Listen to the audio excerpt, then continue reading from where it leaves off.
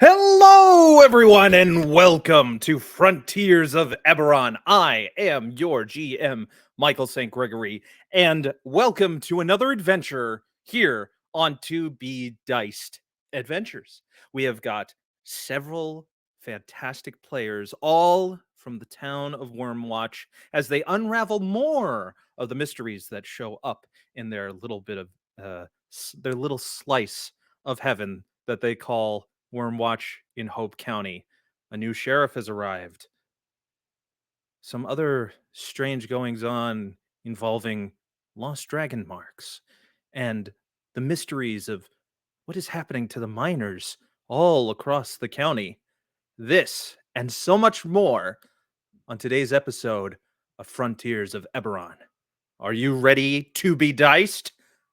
Let's ride.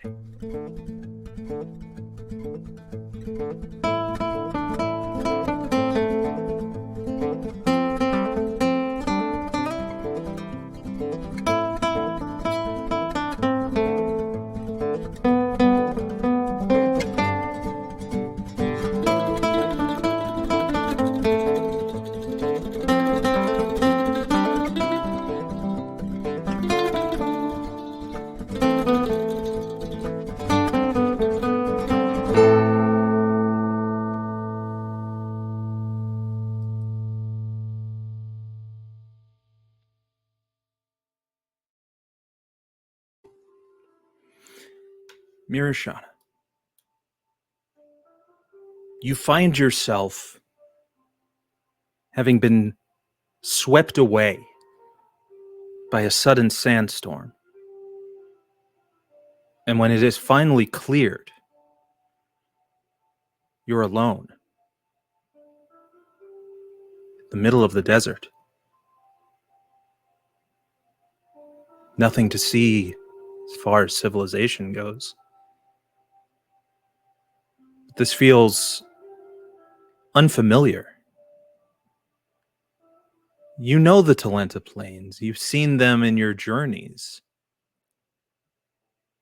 This feels foreign. The only thing you see is the shimmering haze of the sun cascading its heat intensely into the ground.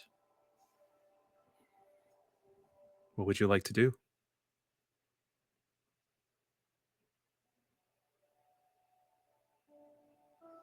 You are muted, my friend. I will try and call out the names of my other members of the party. I call for Delilah, I call for Hokosh, I call for Ed. You call out their names, and what you end up only hearing are echoes. Out into the distance, almost being caught by the wind and being taken away. Make a perception check, please.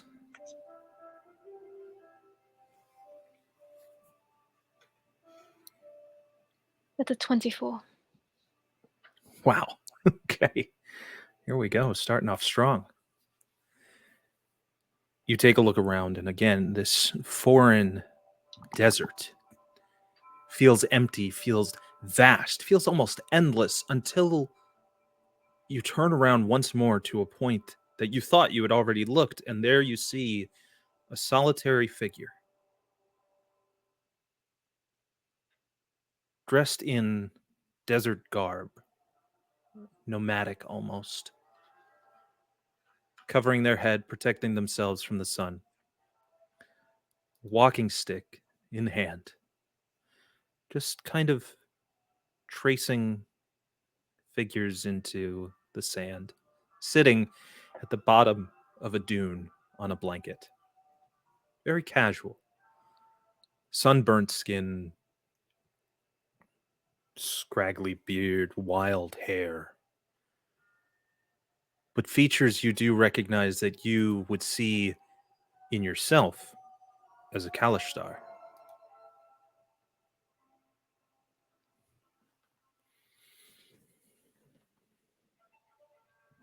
I will move to approach them. slowly, carefully, but with no intention to sneak up on them. You see, they are slowly taking sips from their water skin.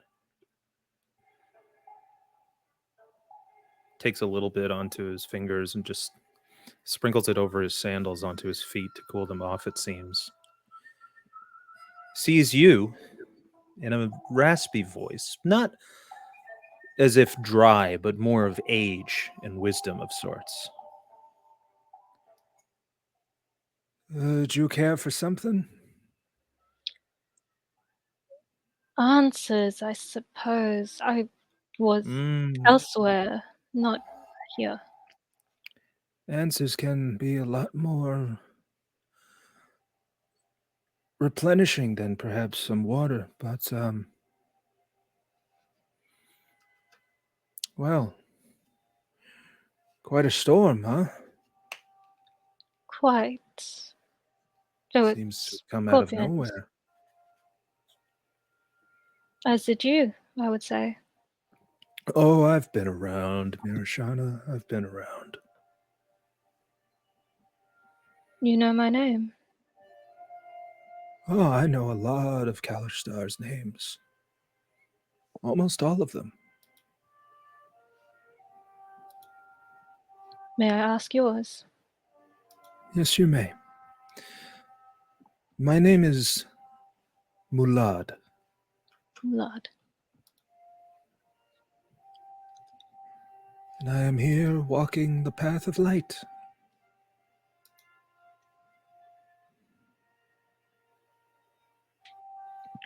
What path are you walking? Mira sort of stutters.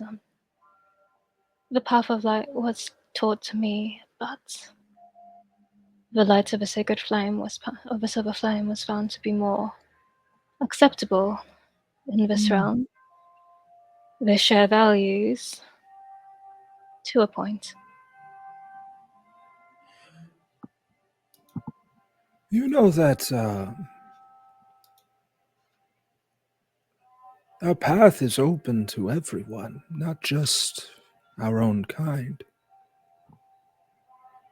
And yet you deviate from something so simple in order to complicate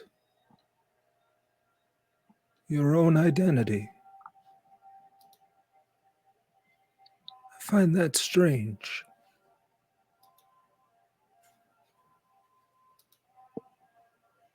What would you see as the deviation? You need not think of things so layered as you do, or perhaps try to find answers that you already are aware of. Your friends, your town, your life. It's all there. You just have to follow the path. Or maybe you need someone inspired to help you. Perhaps the path at present has been shadowed with confusion, with doubt, with odd goings on that lead to more danger than peace. I think in time, we'll be able to all understand that everything that we are, and I don't mean just you and me, but I mean all of us on this world, in these realms, will find that things can be much easier if we just look in front of us. Because most of the answers are already there. Now, I know you may think I'm talking in riddles or I'm talking in some sort of figurative language, but I only tell the truth. Everything you need and everything that your associates need is just going to be right in front of you as long as you're willing to look.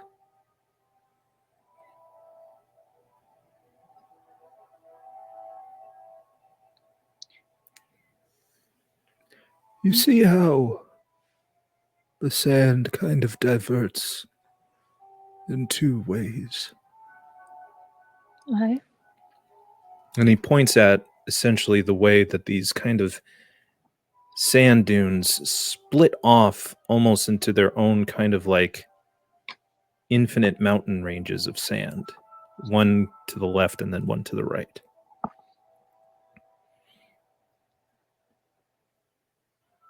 If you had to use your instincts, which way would you go? There's no looking at the paths, they seem the same, just in different directions. Is that right? Give me a survival check.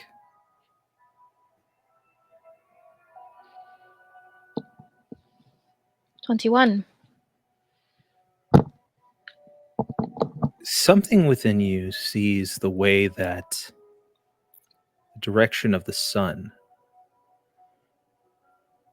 shimmering off of the ring of Sybaris, that Saturn planet-like ring that surrounds the entire planet. You see that it is a direct line ahead of you, as if it's pointing towards the leftmost side.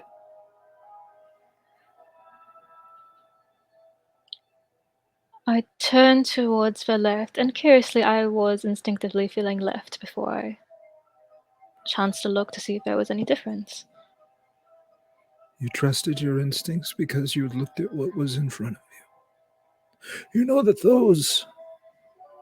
that ring up there full of all that celestial material, they say that those are the souls guided by the dragon Sybaris to be brought through to the other side. I wouldn't know. I never met the dragon.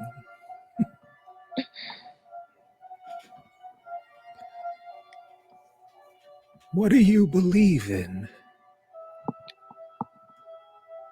Oh, that is a simple question, yet complicated in the context. And I think I'm doing what you spoke of earlier, and that I'm complicating something that is simple. I believe that there is good in this world. If only the light shines upon it. If only we have a chance to find it, to redeem it. But I also understand that there is no concept of goodness without that seeks to destroy it. Well said.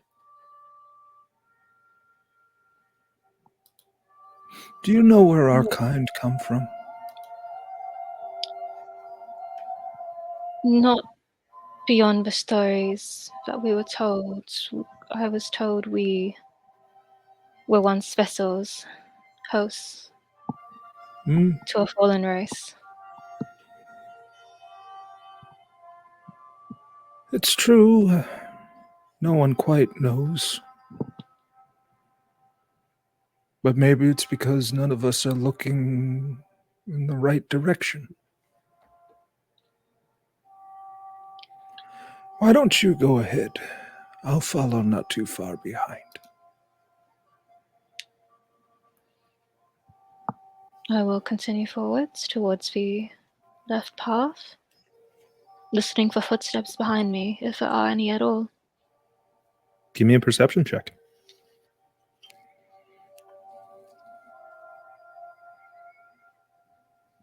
That was a nat 1 for a 6. The silence is deafening. The only thing you do hear are your own footsteps at this point.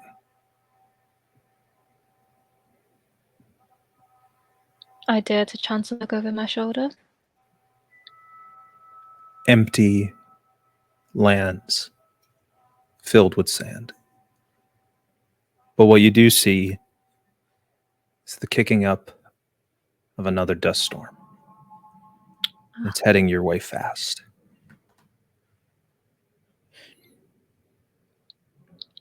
Onwards then. At haste. Which direction? Towards it or away from it? Away from it. Down the left path. Unless the left path leads towards it.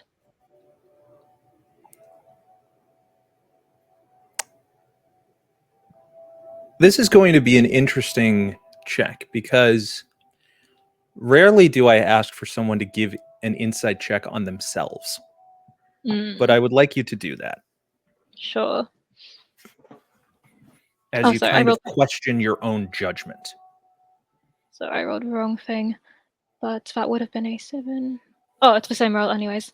That's a 12. Okay. 12. In this kind of midway area, how do you feel? Slight unease. I'm not sure if I'm in an illusion. But it didn't quite feel like one at first. I wasn't immediately suspicious of the surroundings, more cautious. The storm begins to pick up as you question more and more.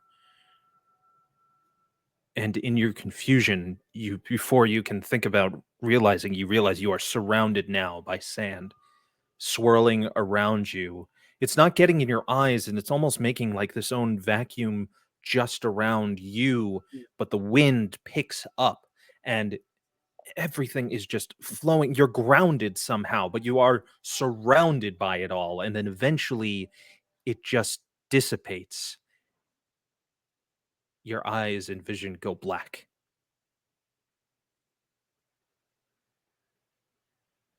There is silence. There is nothing. When you reopen, you see that you are on a caravan picked up by locals, tribe of halflings. One of them speaks up. Senora, you're awake. Oh. Mira, she's awake. And they start to like gather, like they're trying to help prop you up. Or, Miss, are you okay? We found you, and we could tell that you were still breathing, but we needed to get you in, and you could only say so many things, but we were able to. We figure from your clothes and your you're from the mining town nearby. Yes, that's right. I'm so sorry for all the trouble. No. Thank you. It is no. We are here to help you.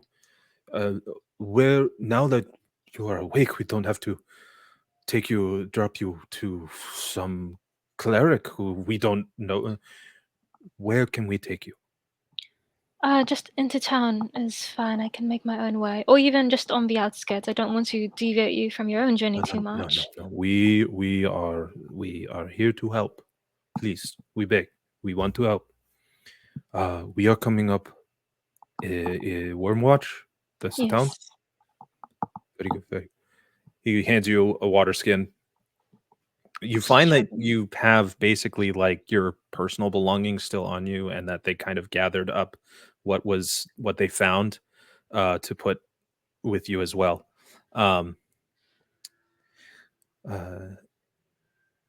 We just want to make sure that you are okay. Rest easy, and we will let you know when we have arrived. Thank you for your kindness. It's fine. It's what we do. And with that, we will fade away from Mira's moment for a minute.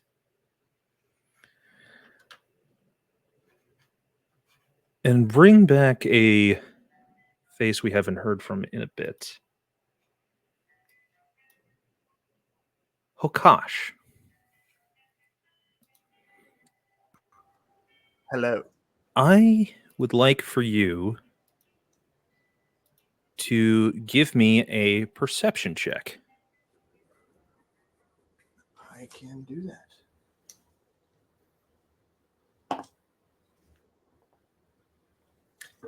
I don't see shit. You No. don't, because you're still half asleep. But you do hear some muttering. And it's a quiet, but you're laying down at least, you know that much. And you're in some sort of room.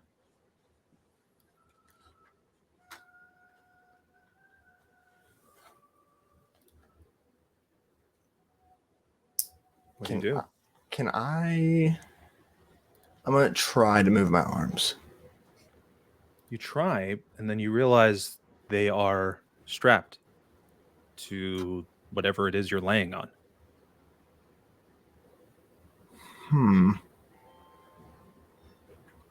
Hokash is just gonna like shake his head a little bit just to like kind of clear away some of the fog, and then he is gonna kind of double down, pulling with his right arm to see if he can break out of the strap. Give me a strength check.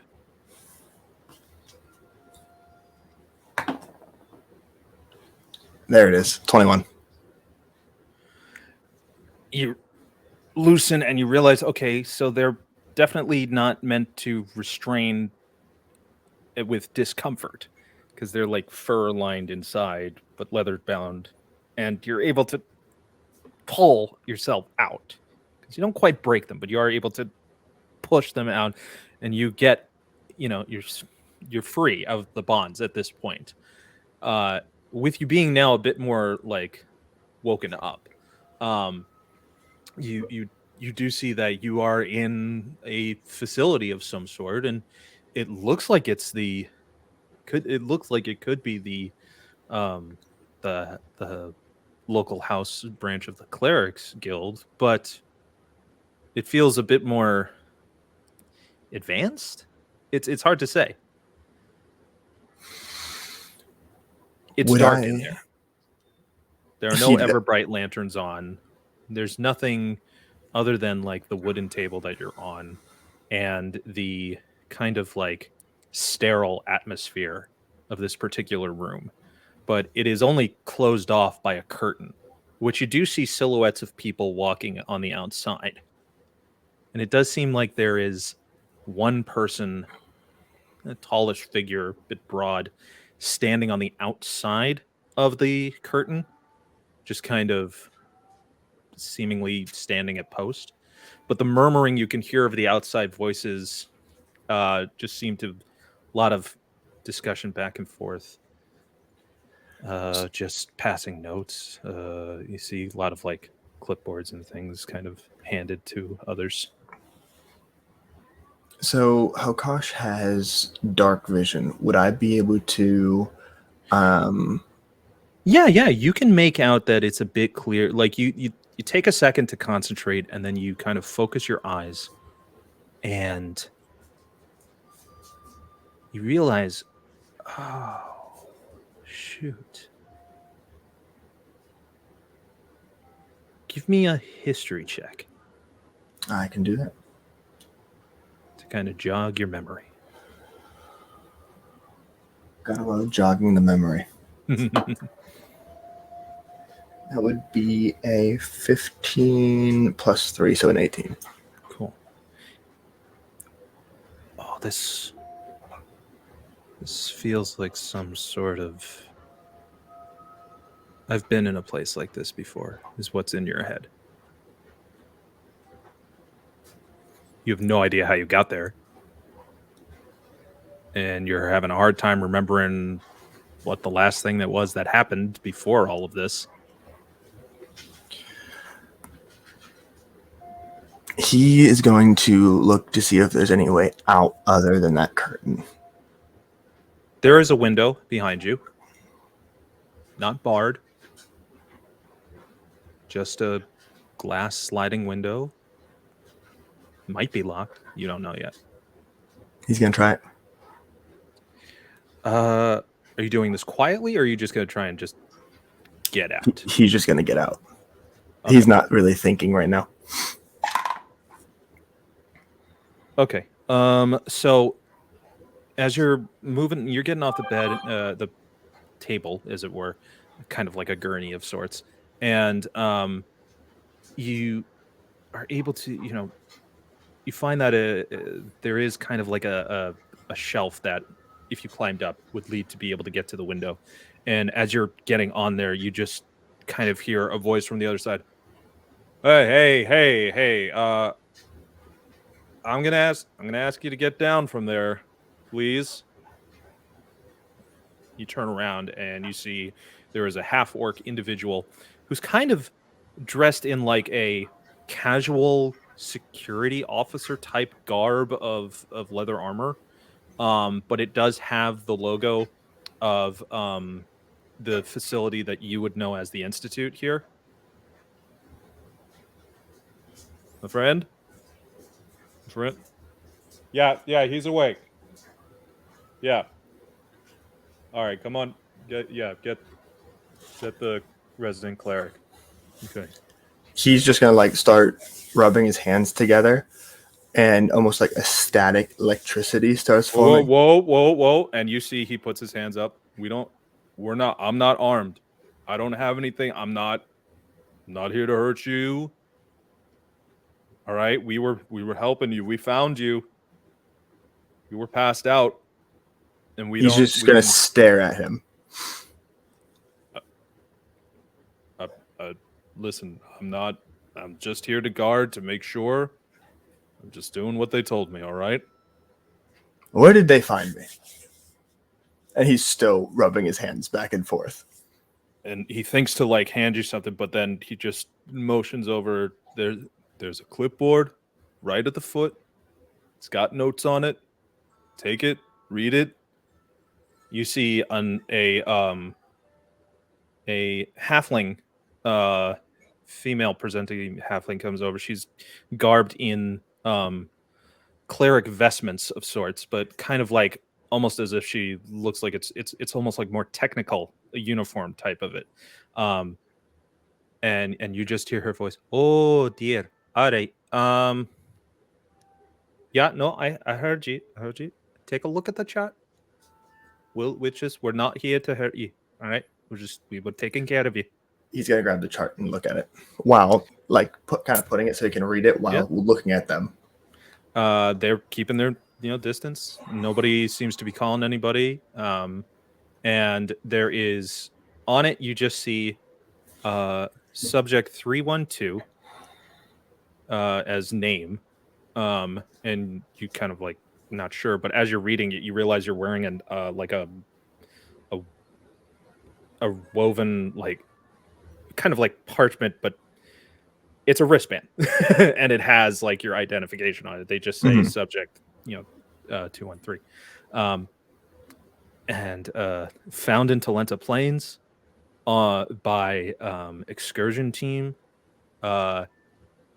Simic hybrid ? Is next to it. They don't quite know because there's like inconclusive test results from identification casting.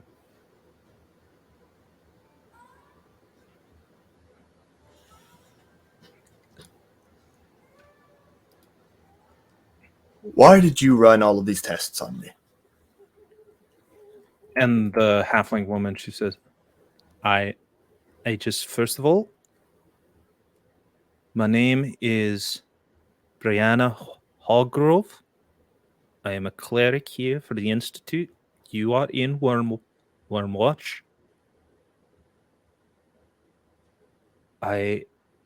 There was a group of what are they called? The salvagers. Yes, they were coming in from their caravan, and they found you, and they brought you here. Now, apparently, no one's ever, they, according to them, have never seen someone like you before. And, well, we had to do proper identification to make sure that we had the means to take care of you. You can't just give an elf the things that a dwarf would need. And you, we don't know exactly what you would need to get better. But apparently not much, because you look great. Now, I'm from Breland. I don't necessarily... I've still never met someone like you. My dear, there's no one quite like me. Oh, how charming. Now, what is your name, lad? She kind of sees him like stand up, like shoulders back, like very proud. I am Hokosh Vokhad. Okay. Well, a pleasure to meet you, Hokosh. We will just have to do a couple of checks on you, just to physically, to make sure that everything is, that you're in a good state of mind before we can dismiss you. Is that okay? I promise there will be nothing invasive. How am I doing? Okay, health wise? Oh yeah, yeah. Because I was just Essentially, gonna what you've had cast is a Cure full Wounds rest, in a while. but you don't even you wouldn't even need it. You're at full. I do believe I am quite fine. I will be on my way. Okay, very well. Henry, will you escort the gentleman out? And the half orc goes, yes, of course, ma'am. Right this way. And he just kind of holds the curtain open and guides you to head out of this facility. And on your way out, give me another perception check.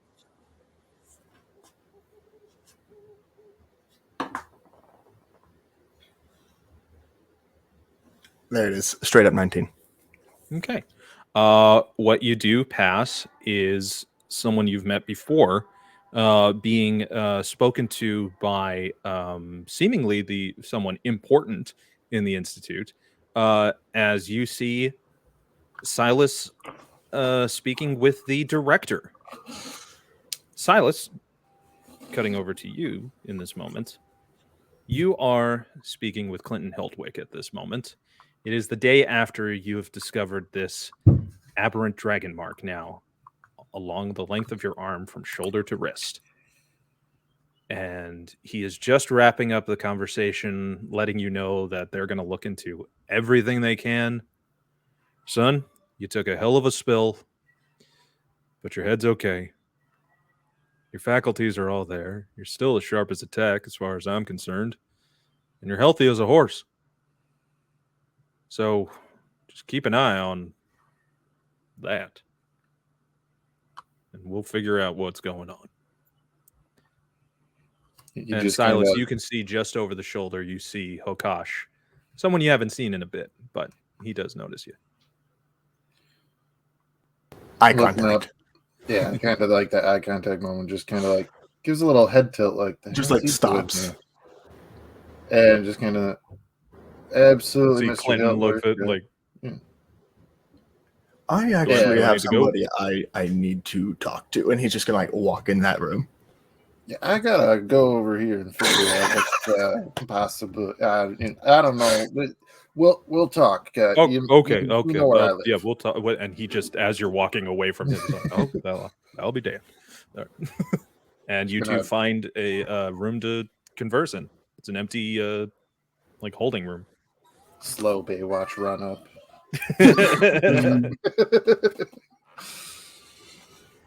You just see how Gosh tackle Silas. Yeah. You're probably stronger than me. A little bit. He's a beefy boy. So just kind of, walking up and kind of pulling the sleeve of his right the right jacket sleeve down a little bit further and just going like, oh gosh, what's going on? What you doing here? Oh, Mr. Silas. Well, I just kind of woke up here. And he kind of like looks at you. Are you okay? You're not normally, how do we put this, the fidgety type. We'll get to that. You woke up here? Like, what? I mean, Yeah, this isn't exactly. they found me out exactly. in the wilderness, and now I'm here. What the hell were you doing out in the wilderness? I have no recollection. Well, that's not good. He kind of like just sits down on the closest thing he can sit on, and he's just like,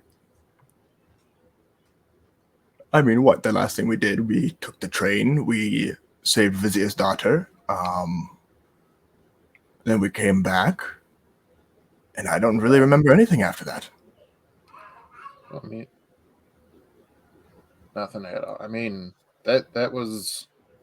Remind me, Michael. Like, that's like 3 or 4 days ago at this point, isn't it? So that's quite some time for you to have some missing gaps.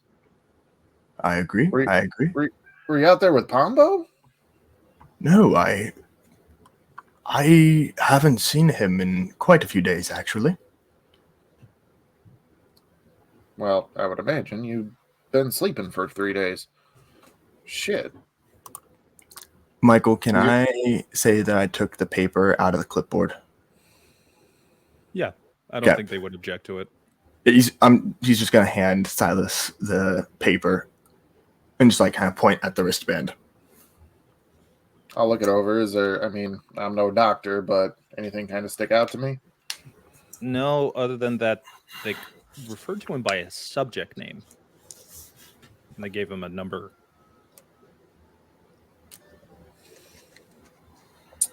That is actually intriguing. With that, he's just gonna like look up at Hokosh, look back down, look up at him, and go, "Come with me." And he's gonna kind of walk by him, looking for anybody who's been dealing with him. He's just gonna yeah. You kind of look around and you just see that this is like a busy facility at this point, and you kind of realize like, okay, it's going to be hard to kind of track somebody because there's a lot of stuff going on. And it also seems like you're kind of being highly encouraged to leave this area. Cross-referencing my theory, do I have a wristband? No. You are here on your own accord. Wow. So, I know that they want me to leave, but that being said, I'll just grab like the nearest person who like works here and just be, excuse me, I don't. Is there any way that you can use this? Tell me who admitted this individual, and like points at Hokosh and just goes, because I'd like to know why you guys put a subject name down when he is a well-known and well-respected member of the community. There is a essentially teenager orderly half-elf that you have pulled at this point. Sir, I don't really know much. I'm just here on the day shift, and I clean out like bedpans and stuff. I'm not Who's really. your supervisor? Oh gosh, I knew I was supposed to remember his name. Yeah, it's a big name to remember. Come on, out with it. You're putting me on the spot here. I get nervous when people do ask questions so quickly. Well, maybe those nerves will jog something in your brain. Come on. Oh, and you see he is sweating right now at this point. I don't frankly know, sir. I just need to get to these next few rooms before my shift ends, and then but if just start. See, now you got me all fluttered with words. Go on, get. Thank you. I love it. At that point, Henry, the half-orc, gentlemen, if you don't mind, I mean, we do need to make sure that you are out of the facility at this point. And if you have anything that you need to address, come back another time. All right. And he's going to see if he can't just, nonchalantly pocket Hokash's chart, I guess, just in case. I would assume that Hokash, you would just fold it back up and put it in your pocket anyway. So Hokash will point out that the half orc that is trying to escort us out is one of the ones that was in the room with me. He caught me trying to climb out a window. You know any details about how he came in? No, can't rightly say I do. I got here, was assigned the room, and just told to keep watch. Make sure that I believe him. Give me an insight check then. Where's Edgar when we need him? And I have advantage if I'm looking for a tell. No. Damn it. Maybe next time. Can I give him the help action? There's not really much you can really try and help with. You're just going to try and see if you can figure it out. It's all right. I rolled good. It's a 19. Yeah, this guy looks like he's just part of the daily grind. I love when you roll so good on an insight check and they're telling the truth. It's like, why did I even roll? Well, I mean, not everyone's a liar. Oh, man. Yeah, not everybody's a liar. This game ingrains us to not trust people on a daily basis. What? Don't insight check Silas. I mean, what? Anyway, so we're going to, thank him for his time, and I guess it's time to step out of here. And on our way out, just was going to look at Hokash and be like, I think it's actually fortunate that I found you in here. Might need your help taking a look at something. Oh, well, lead the way. You know, my knowledge is your knowledge. And he just kind of like perks up a little bit and starts walking like he has a purpose now. All right. Silas is probably going to head to our mill looking for we will a quiet return space. There in just a moment. But first, it is the first day of Ellen's new job. And you wake up in one of the cots in the jail cell in the sheriff's office because you don't have a place to stay. Right. So, what's on your mind right now, Ellen? So Ellen feeling a little groggy at the moment. She's finally fallen asleep after being awake for most of the night. Sort of gets up and everything's a bit creaky and a little bit achy. She sort of looks around. She sees the empty glass that she's left at the foot of the bed, and down on the floor, the empty bottle of whiskey that she clearly went through the night before. She sort of rubs her eyes a little bit. It's just like, oh, hell. Shit, what am I going to do? God, I don't even know where to begin. And she sort of starts, her thoughts from last night sort of start pulling back in. And currently what she can't stop chewing on and what she keeps just sort of coming back to is she has her head in her hand and she's just like, how in the hell do I know brass? I know that goddamn robot. Where the hell? I hate this with the names. It's always like they're just there. They're not. It's that damn voice. That's what's getting me about him this time. It's the damn voice. Just hell. And she sort of picks up her glass again and she sort of storms over to the desk. She's gonna start going through the desk drawers now. She's gonna keep looking for a new bottle of whiskey. Give me an investigation check. Okay.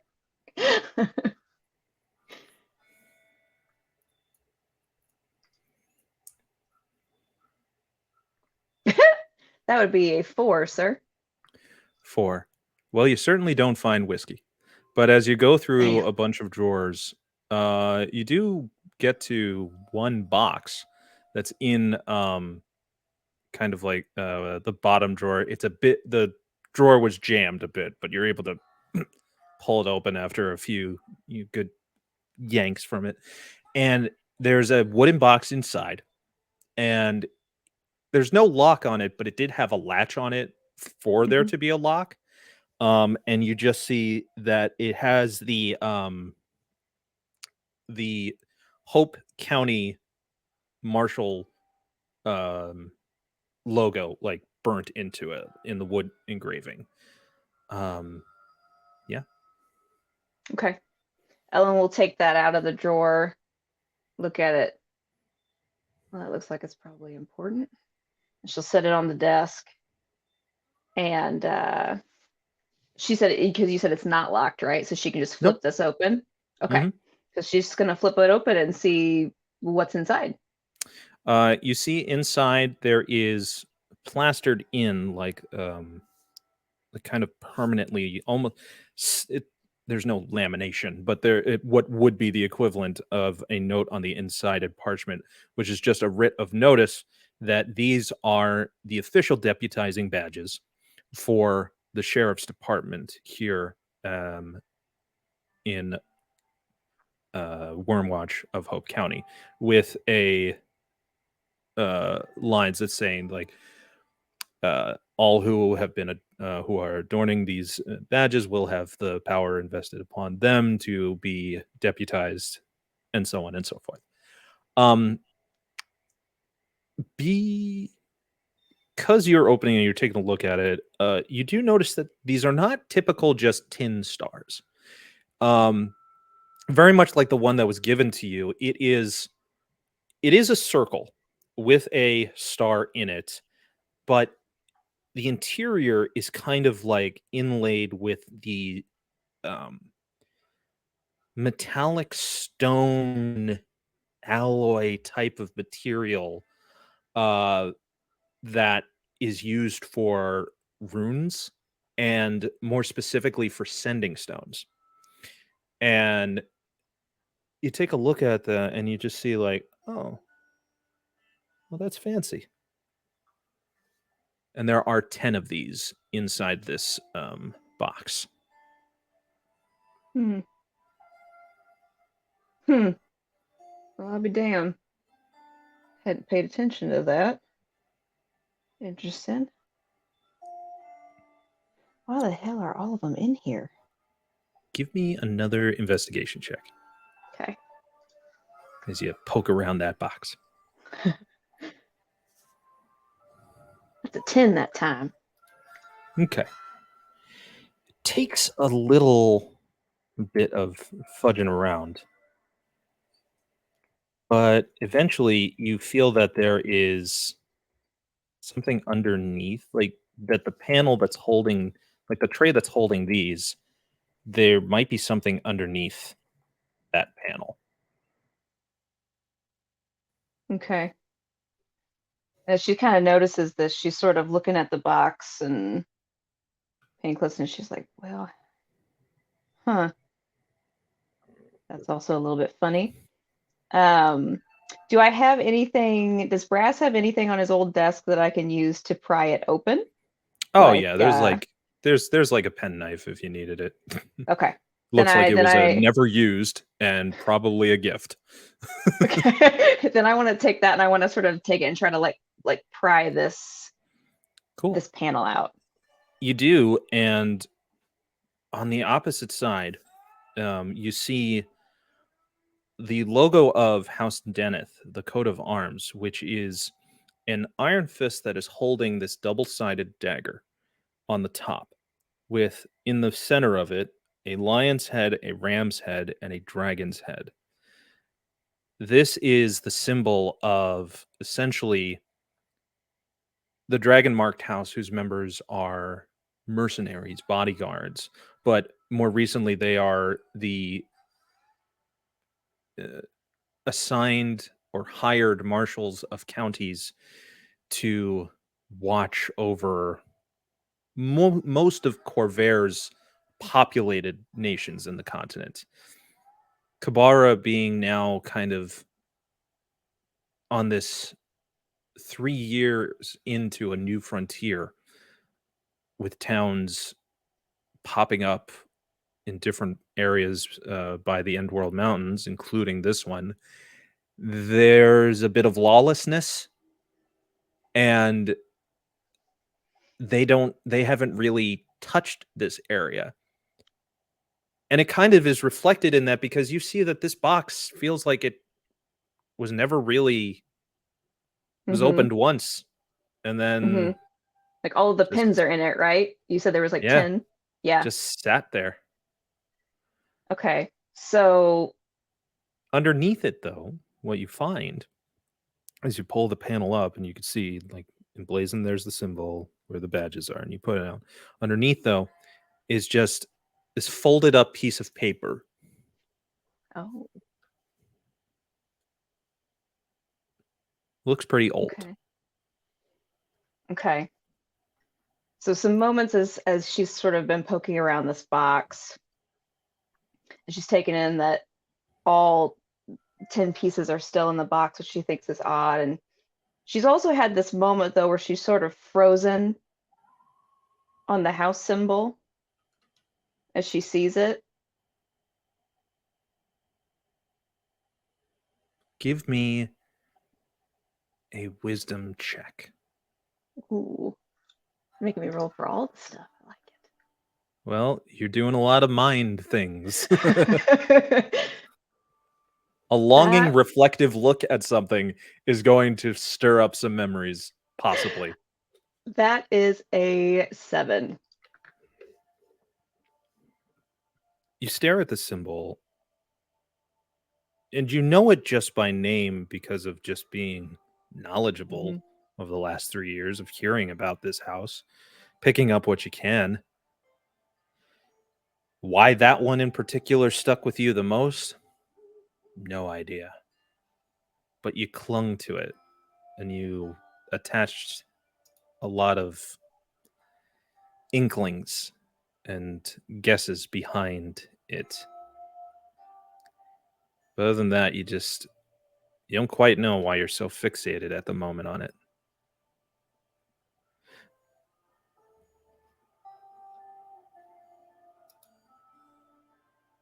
And that's Okay. all. Okay.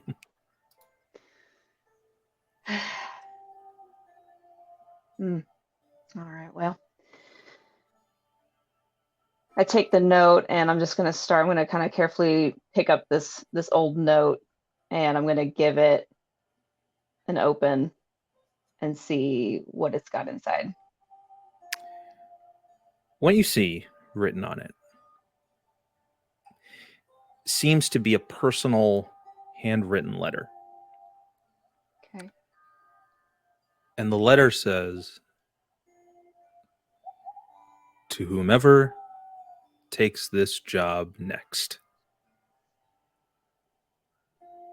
This town is special to me. It's full of people that are special to me. And I have done all I can to protect it. But if you're reading this, I either failed or something took me away from it. So now it's up to you to find those special people worth protecting the rest of this world. Yours, the former Sheriff Copperbrass."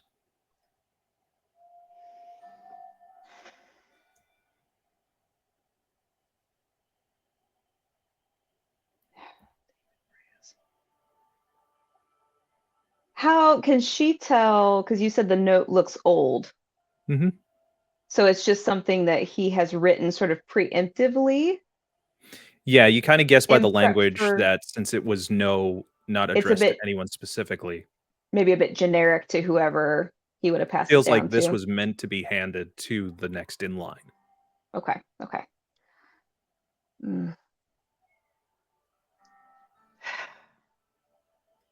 Brass, I wonder if you ever even thought about who this was going to go to next.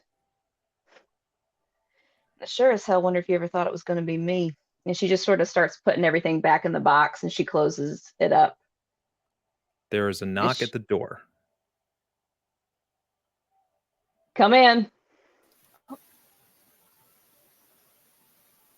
Yeah, I was wondering when I was going to see you today, Delilah. And she's going to put the box actually back in the drawer, by the way. Okay. I know we got off on some rocky ground. I would like to apologize for my rash behavior last night. Lots of high energy and emotions towards people I care about. No, Delilah, I can respect that. Yesterday was a hell of a day, wasn't it? You can say that again.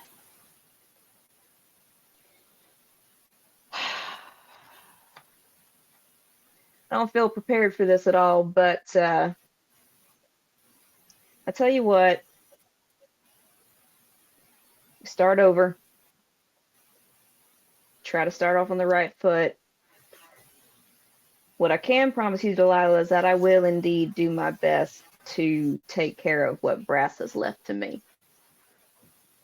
She extends her hand out to shake Delilah's hand. She'll take it, a good firm shake. And she just kind of takes her hat off, sets it on the desk. I got a couple of questions for you. Now, obviously, I assume you're a little confused by the recognition and assumptions that Brass was making towards you yesterday. You could say that again. I don't know as much as he does, but you're something special.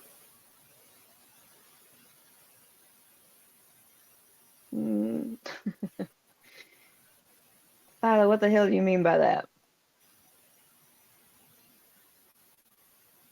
During the war, before the Day of Mourning, roughly 3 or 4 years ago,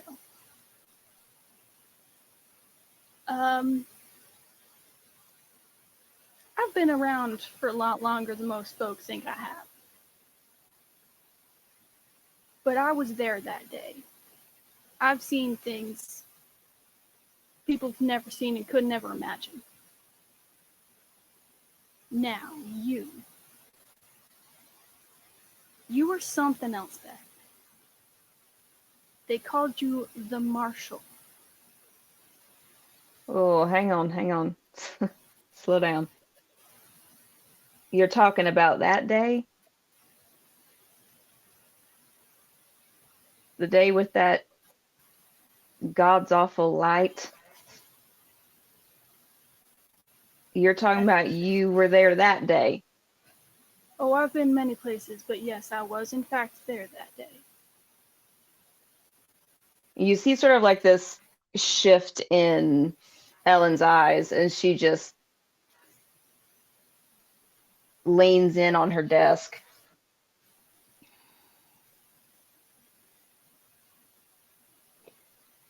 Why the hell didn't you tell me yesterday? Because I was trying to grapple with the fact that a woman who I idolized and worked towards being in the efficiency of her work is back, but not dead like I am. Dead like you are. Not to mention, I'm clearly not entirely alive. I understand that. I've reckoned that before, but why the hell do you think I'm supposed to be dead?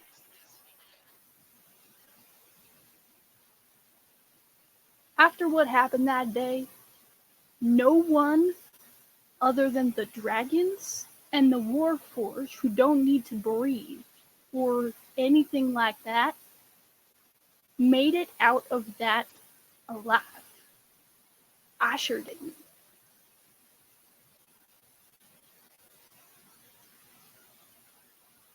So the fact that you are here after what I saw that day and you don't look like I do raises some mighty big questions.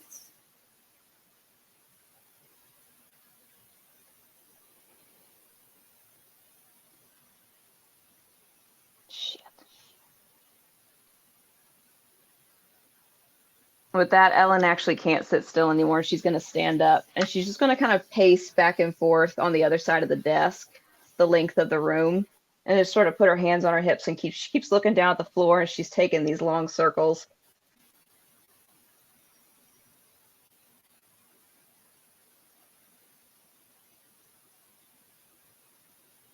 I mean, I know I don't remember anything before that day, but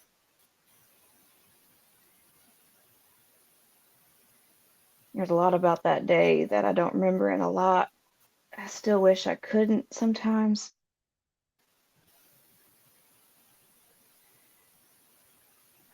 If and But only I don't if remember you, dying, Delilah, and I can't tell you why I'm here looking the way I am. and I understand. I don't that, even know how the hell I got out there in that desert in the goddamn first place. I understand the frustration with not remembering stuff. I'm quite the same way. There's a lot about my life I don't know. I know I'm a cleric. I have this symbol around my neck. No idea what the symbol is of. No idea what god I'm supposed to worship. I have no idea. I remember a few incidents here and there, a couple of jobs that I've done, low-key, few instances in the war that are scarred into my brain. But over half of my life is missing. So I understand the frustration of not knowing. If you want, and only if, I can try to help explain what I know about who you were before. But only if you want to know.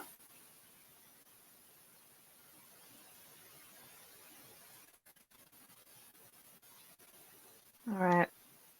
Ellen comes back. She comes back slow, very deliberate steps. She sits back down in her chair.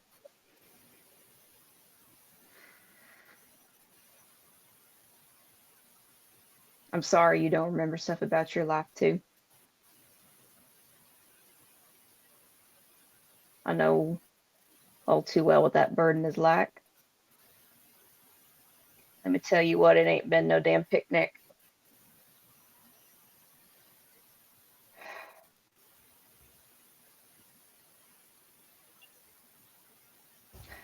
I don't know if I'm gonna want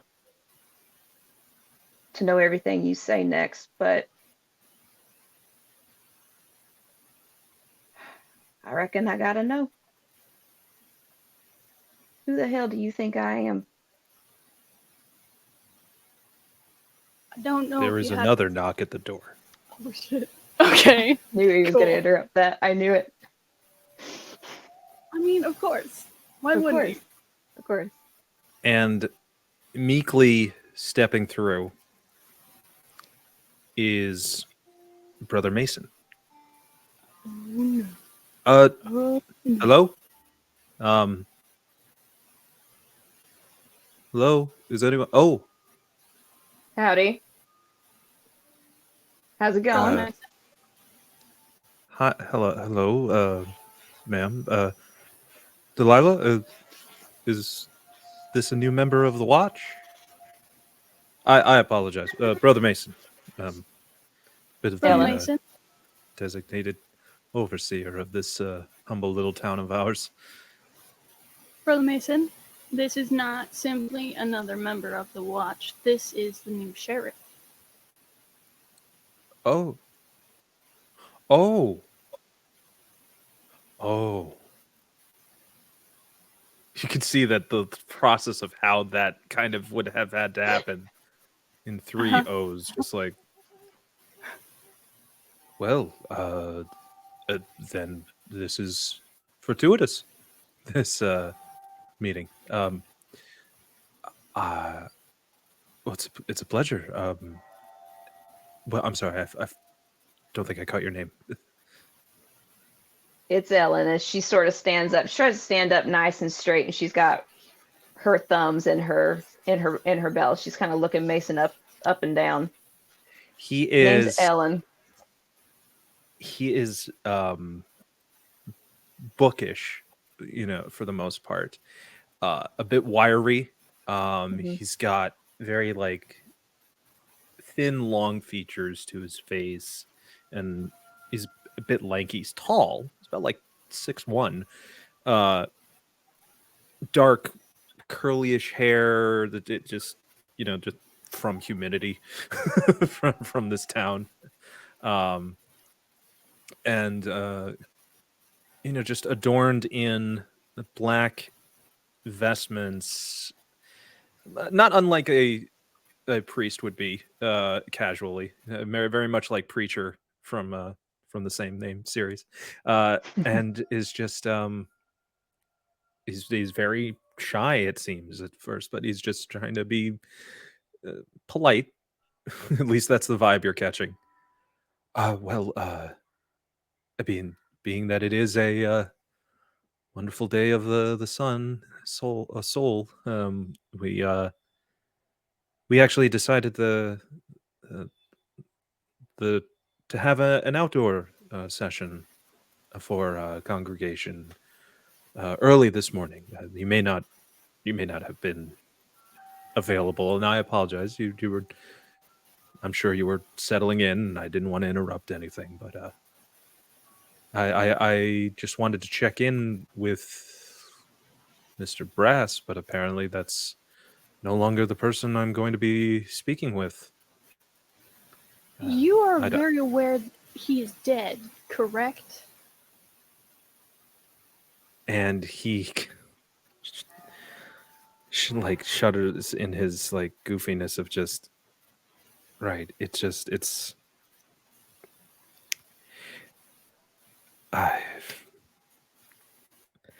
part of me is like embarrassed the fact that I forget that it just happened. It's almost as if it was like it was a dream or a nightmare. You kind of hope you wake up the next day and that someone who is such a respected member of this town is actually still there. With that, as he's saying that, Ellen will kind of take a little bit of a turn toward Delilah while he's talking. She just sort of gives her a little bit of side eye. You see the biggest look of suspicion on her face. Give me an insight check, both of you. Okay. I'll take it. We'll do it. Am I good at this? Probably not. 22. Way to show me up. Thanks. 17. I'm gonna message you, Pixie. Okay. Something.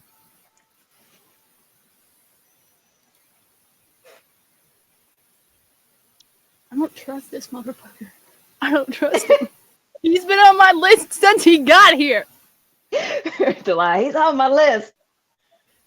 I have an actual list in my notes and he's on it.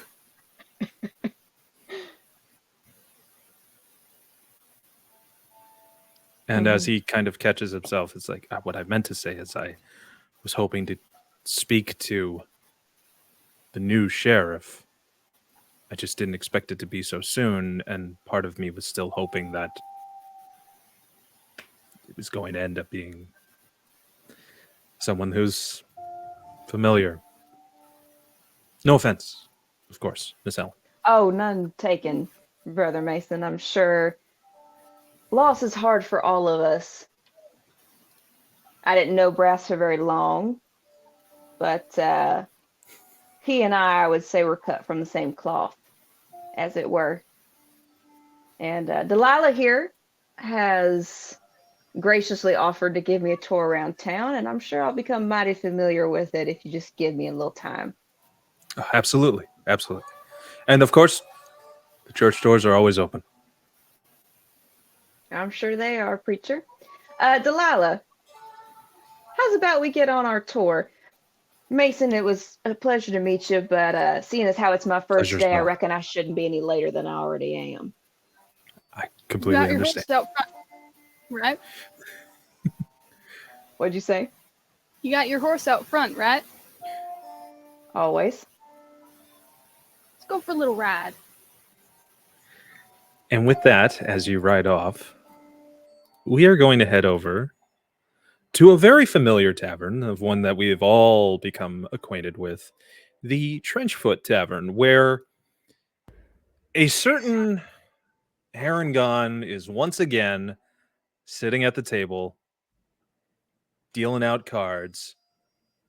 And Ivara, it is a sight to behold as you once again lay your eyes at Holiday Lookfoot.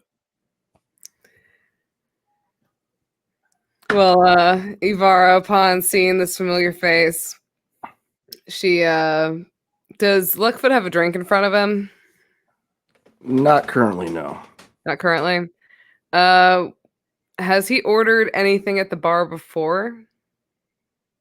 Carrot juice with a splash of whiskey.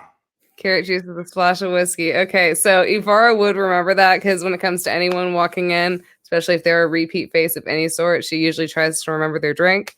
So she will pour Holiday's drink and she'll walk over to him. She'll place it in front of him. She goes, "Well, hey, darling, it's been a while since I've seen you. What brings you here?" It's good to see you as well, Ivara. Just been busy getting things in order. Aren't we all? You in here for any particular reason or just here to play some cards? A little bit of pleasure, a little bit of business. Something I'll have to talk to you a little later after I get done dealing with my friends here at the table. Well, darling, if there's two things I'm good at, it's business and pleasure. So just let me know whenever you're available, and I'll be happy to talk to you. Sounds good, Ivara.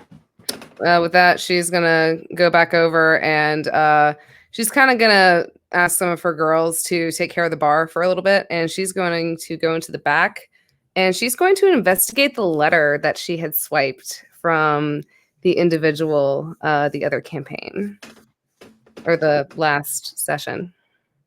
Okay. Remind me, because it was 2 weeks ago for us, but I'm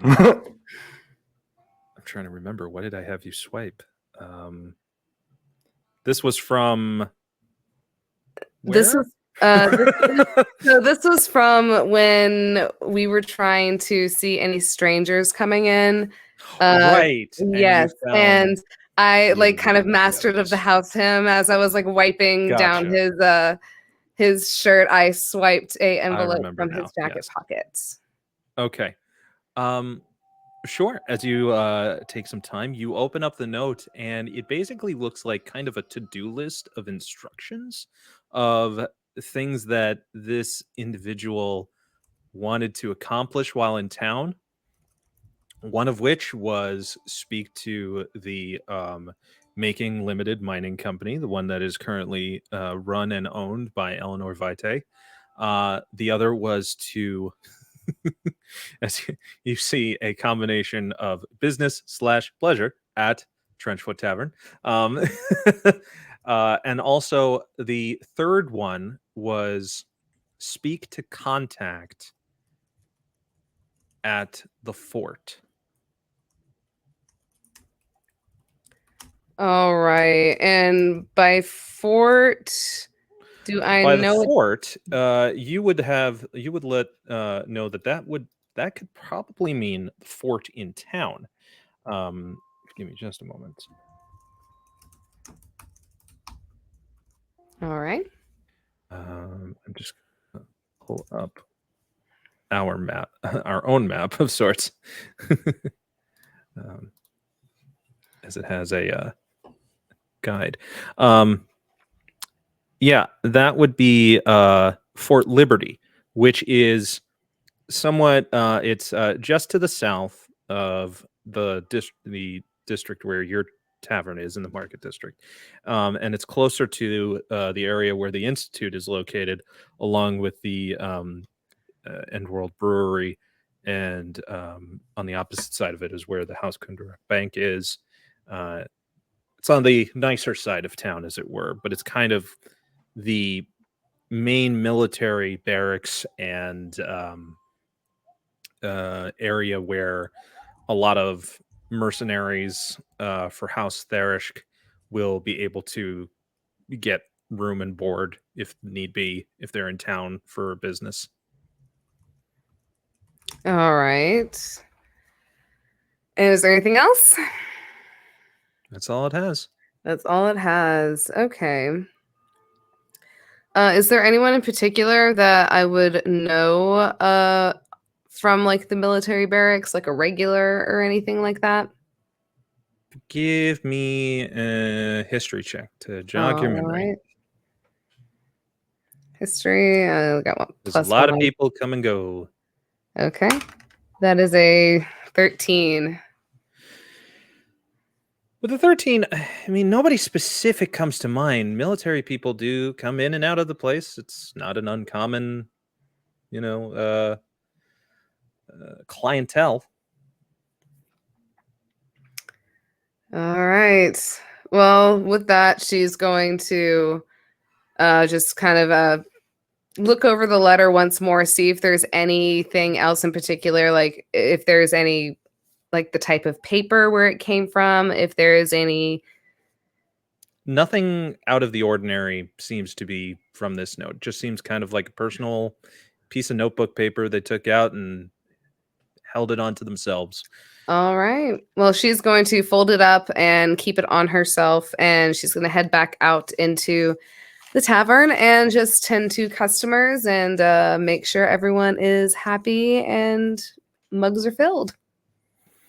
And as you bring the drink over to Holiday, Holiday, give me what we're going to call a luck roll, which is going to be based off for you, your charisma modifier. Ooh, okay. That's going to be a 22. Sir, you have a full house. Oh. Holiday's just he's gonna raise the pot another 50 gold, try and not unsettle the table, but bait them into upping the ante. Give me an intimidation check. Let's see. It'll be the same thing. All right. Let's see if anyone calls your bluff. That's going to be a 10. Could Ivara possibly help him by like having her girls like entertaining the other individuals? Yeah, you can give a little assistance on that. Yeah, you can roll again there, Holiday. All right. See if your luck changes. Because you know her girls are going to be around the guys with the money. Oh, absolutely. And it's going to be a 13 this time. So Okay. it went up a little bit. It was enough to have 3 of the 4 people you're playing against fold. All Too right. much for my blood, that's for sure. Nice playing with you again, Mr. Holiday. And that's the one of the dwarven miners who's come by. Gotcha. Concern it. Thought I was doing well there. Old prospector type, of course. You know, the usual tropes. The gentleman usual sitting across gamblers. from you.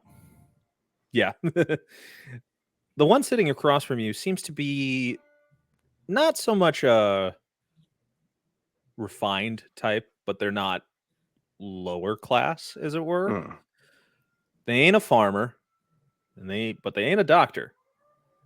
And you kind of spotted this one as a mark for yourself when they came into town on their wagon, looking to trade some supplies from the cleric's house.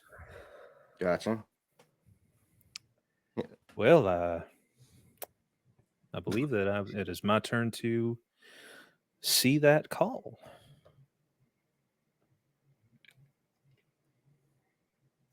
You gonna see it? Yeah, let's have some fun. All right. I'll match. Why not? Feeling lucky today. When he says he's feeling lucky, he lets out an obvious grin. No pun intended.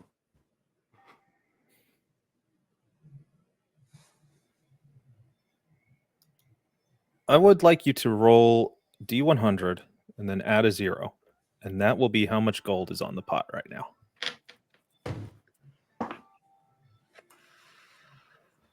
It's going to be 800.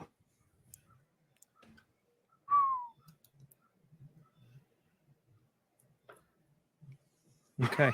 Ooh, God.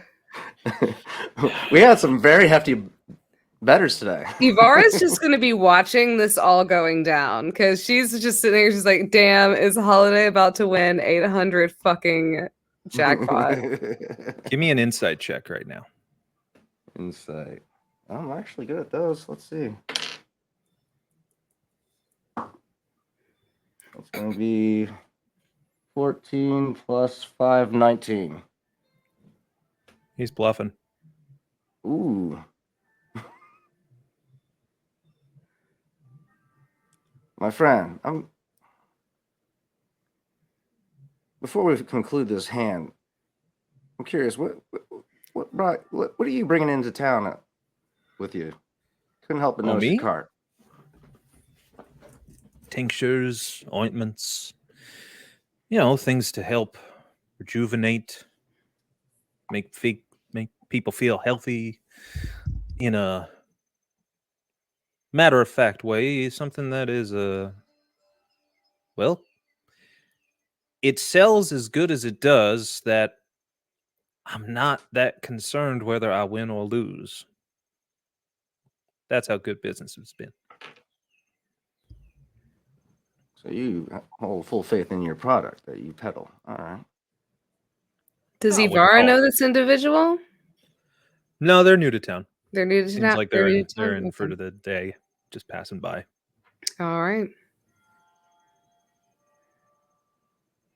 Any possible prospects of setting up roots in this town for your... I don't know. I'm more of a nomadic type, bring it to the people. You never know who might need some rejuvenation, some new blood in them, or at least that'll make you feel that way.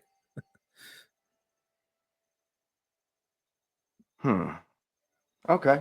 All right. What would you say is your most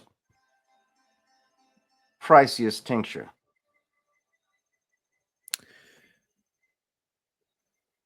Give me a persuasion check. Persuasion. Asian persuasion. Or Are you about to do what I think you're about to do? Are you about to just rob this man of like everything he has right now? We'll see. It's gonna be a unnatural 20. Filthy 20.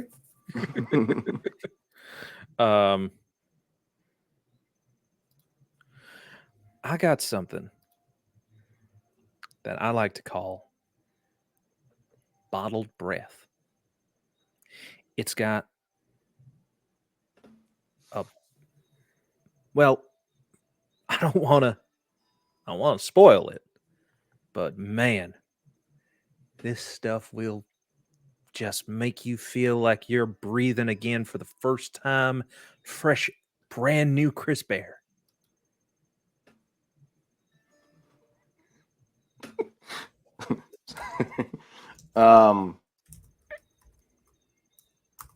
Holiday smirks. It's quite a tonic you got there. How much would you say is worth versus this pot of gold, or this pot? Oh, I'm willing to put that against any pot right now. Heck, I'll do you one good. If I beat you with my hand, I'll take this lovely pot and be on my way. But if you win, you can have this gold, and I'll throw you in one of my bottles. You can find out for yourself. Of course, though, if you win, you can also probably buy more. So really, you ain't got nothing to lose. Is Ivara behind this guy, and could she possibly see his hand? Oh, he would not let anyone. He's protecting it quite well. Okay. Holiday only thinks he's bluffing just from his own natural insight into how he sees players. Mm. All right. I tried to shall help. we lay our but- cards on the table? Why not? And he lays out his. So here's what we're gonna do. Uh-oh. Now I know that you have a royal flush, or sorry, full house. I'm going to roll, and I'm going to see. I need you to give me your spell DC. Ooh. Because you're charisma based, right? Correct. Indeed. So a lot of our stuff's going to be charisma based. Gotcha. It's going to be a DC of 15. So that's the number. That's the magic number. You would have to get 3 of a kind. You have to get 15 or better to have a hand that would beat yours. Right. You put your cards down, and you show full house. He puts his down. That's a straight flush, my friend. Son of a bitch. I got a 16. Oh, shit. Wow. Well, hell, son, I think that you did a good job, though. You kept me on my toes the whole time. But hey, Damn. as he starts to pile the gold into his his coin purse that he's got here, he goes into his jacket pocket. Ain't no worry, I ain't gonna shoot you. And he pulls out a vial of a cork-topped vial that has this.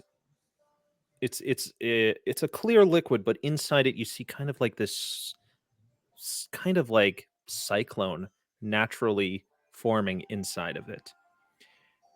I'll let you have this one, no problem. And he hands it to you. All right. I was gonna say you could totally go for double or nothing, but That is interesting. Well, that was a good game. Done have At a this lot of time- good time here. At this time, Holiday casts true strike at this individual. True strike. Mm-hmm. Okay. Trying to figure out what he's using it to identify his. Not true sight. Not true sight. True strike. It's a cantrip. Right. Okay. So he points his Extend your finger at hand, him. point a finger at the target. Your magic grants you a brief insight into the target's defenses. Yeah. Okay. Just using it as a utility as opposed to an actual attack benefit to an attack. So you want to see Trying to figure basically if he's armed, if you're going to try it. Okay. Essentially. Not necessarily if he's armed, but yeah. If he's got any tricks up his sleeve, essentially. Yes. You cast and you see that he does have vials in his jacket. Mm-hmm. You kind of get that sense that that wasn't the only one. And you notice though that the pockets though of this particular jacket are like sewn in handy haversacks essentially. So they're like endless pockets inside his jacket. His jacket is like a wearable bag of holding. An easy place to stash some extra cards.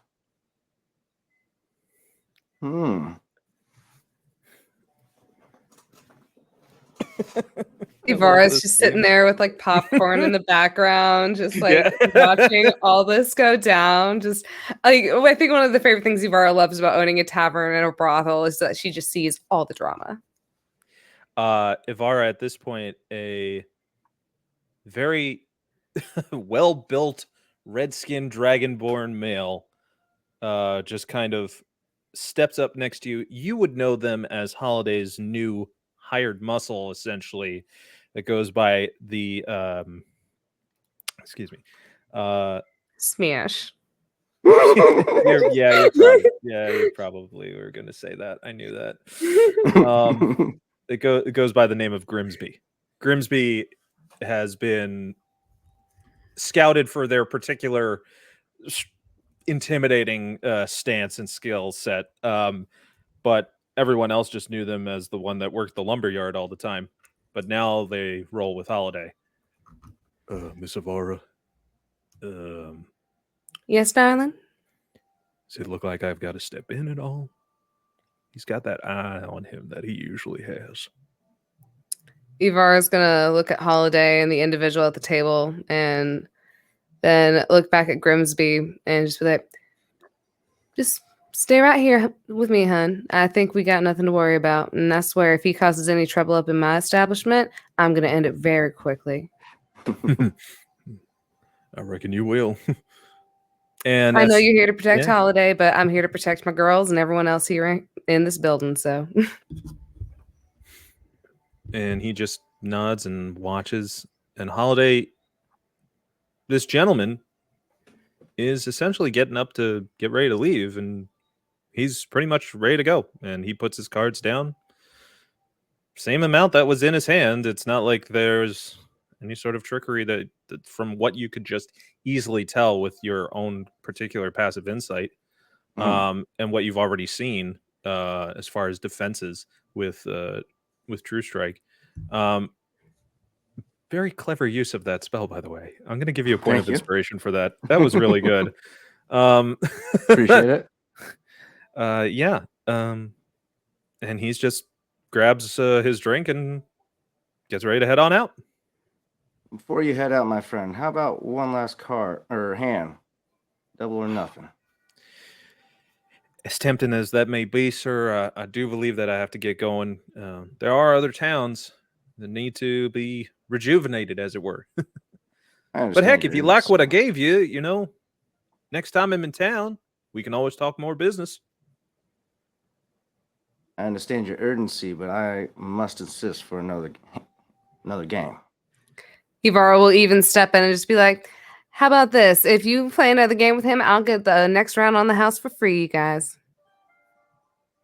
He kind of just is like, I do appreciate the hospitality, man, but I believe I have to. And Grimsby puts a hand on the guy's shoulder.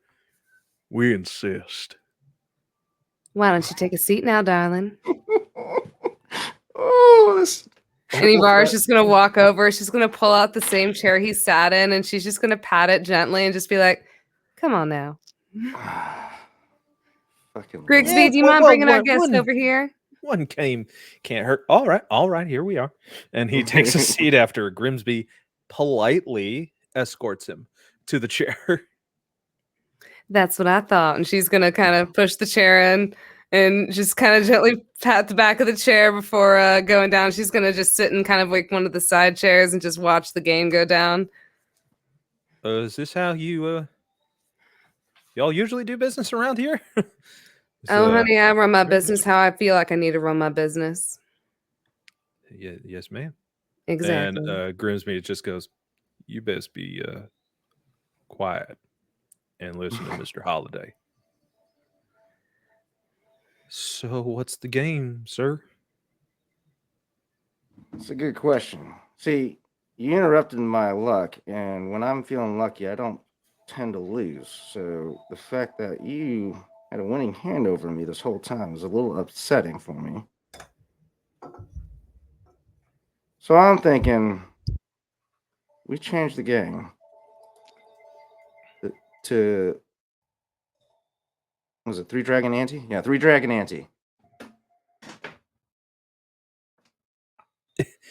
Now, I ain't no newbie to cards, but I know that that's a hustler's game. Are you questioning my integrity, good sir? Oh no, you've been nothing but honest with me, that's for sure. But I mean, you seem more like a refined type than a game that would be played in an alley. Listen, a game of chance is a game of chance, regardless of the type of setting we play in. I just feel like walking down a new road for a chance at money, as opposed to the same road that I just lost on. Make sure that my luck wasn't misled. Oh, very well. I guess so. And does All right. Mr. Grimsby have a set of 3 dragon ante on him? Oh, he immediately handed it to you because he knows the plan. This is not unfamiliar to him. So, this is how we are going to play this particular game. Each of us are going to roll our d20s 3 times. Okay. And these are the cards that are going to be in our hand. Basically, the ones that we are dealt. So, Gotcha. just keep note of those numbers.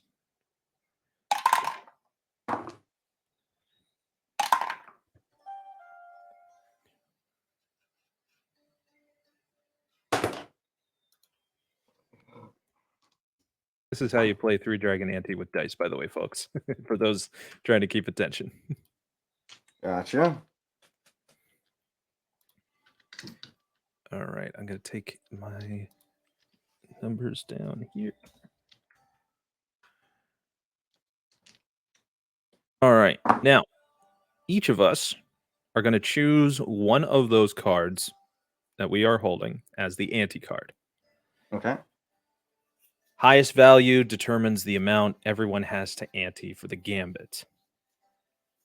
Now, you have your card in mind?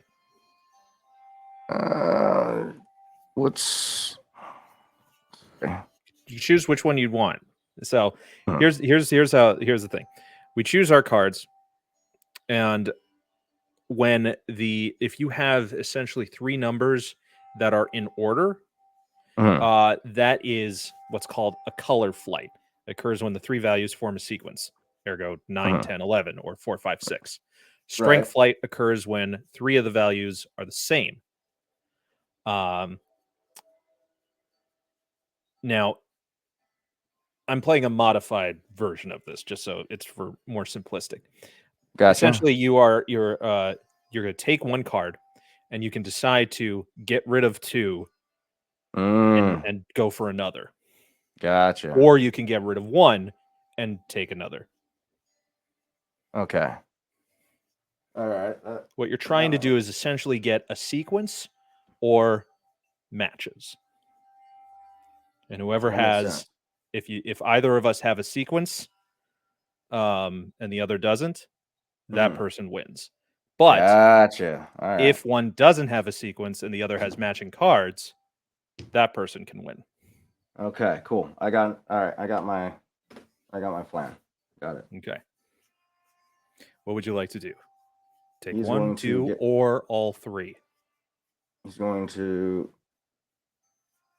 get rid of 1. Okay. Roll your d20 again and see what you get. All right.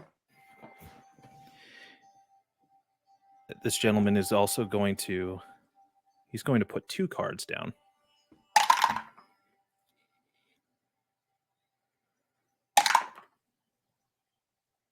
Okay. And he takes 2.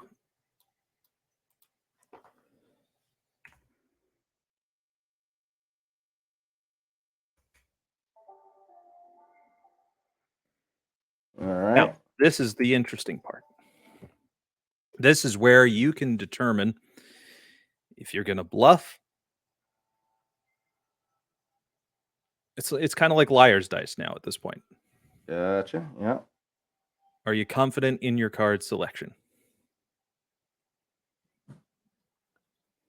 Yeah. Okay. What do you have?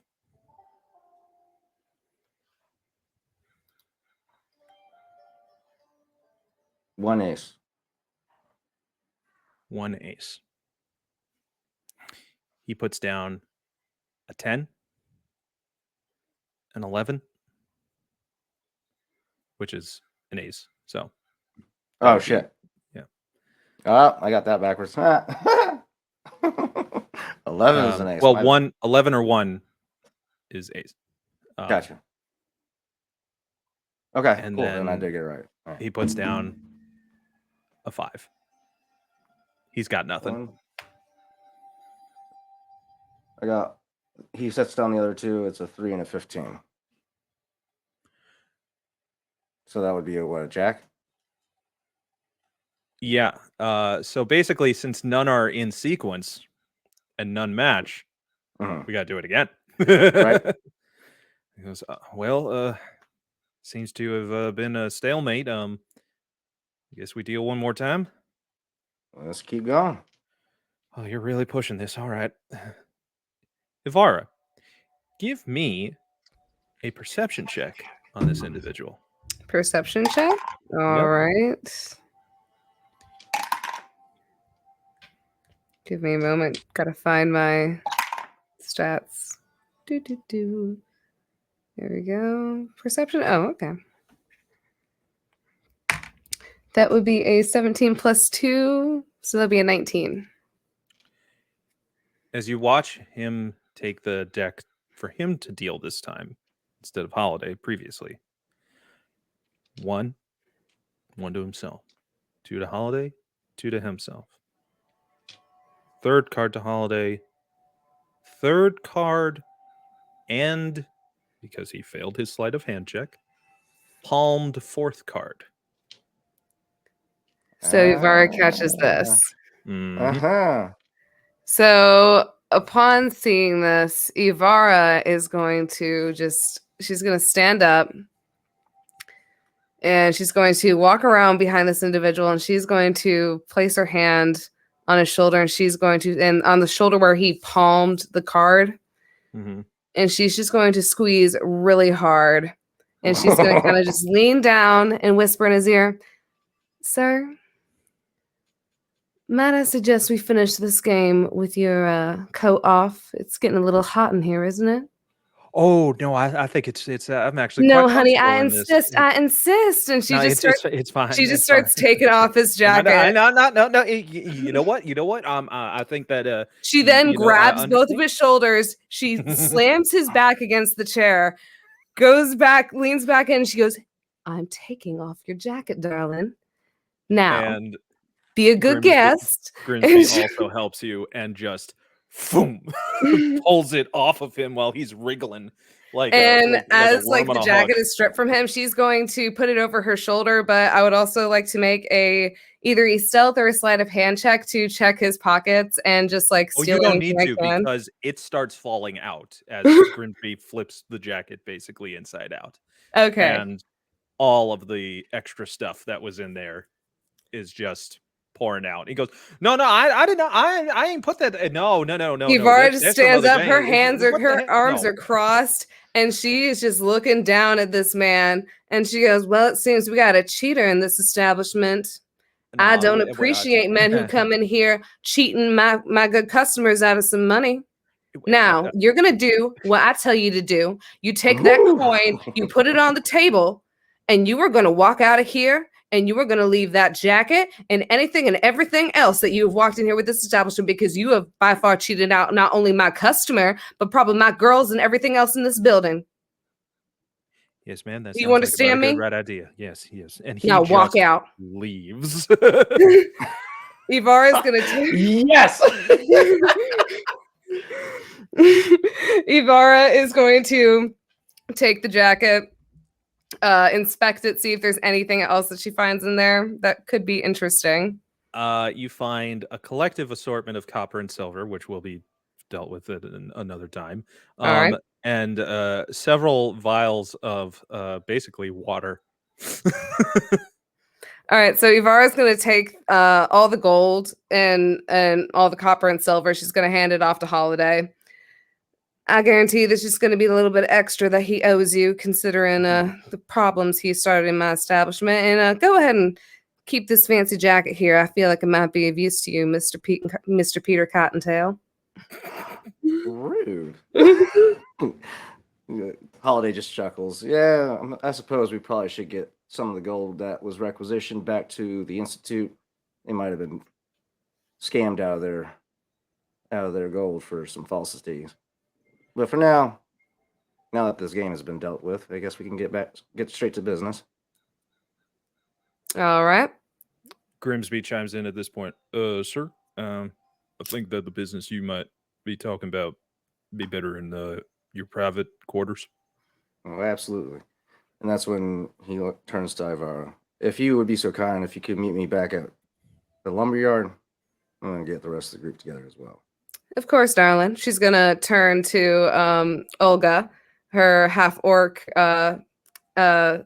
lady of the night, and she goes, Olga, my dear, do you mind keeping a watch on the bar and the tavern? Make sure people stay in check? No problem, boss. It's what I do. Thank you, my dear. I'll be back in a few minutes, or probably a few hours. We'll see how it goes. And make sure Grimsby comes by to say hello later too. Oh, absolutely, Whoa. sweetheart. Don't worry. I know how you and Grimsby are, and I'll make sure, considering the fact he helped us out, he'll get a free night if you're okay with that, sweetheart. Aww. Miss, everyone must pay. Well, that's I why know. I'm gonna make sure you get double tonight from me, honey.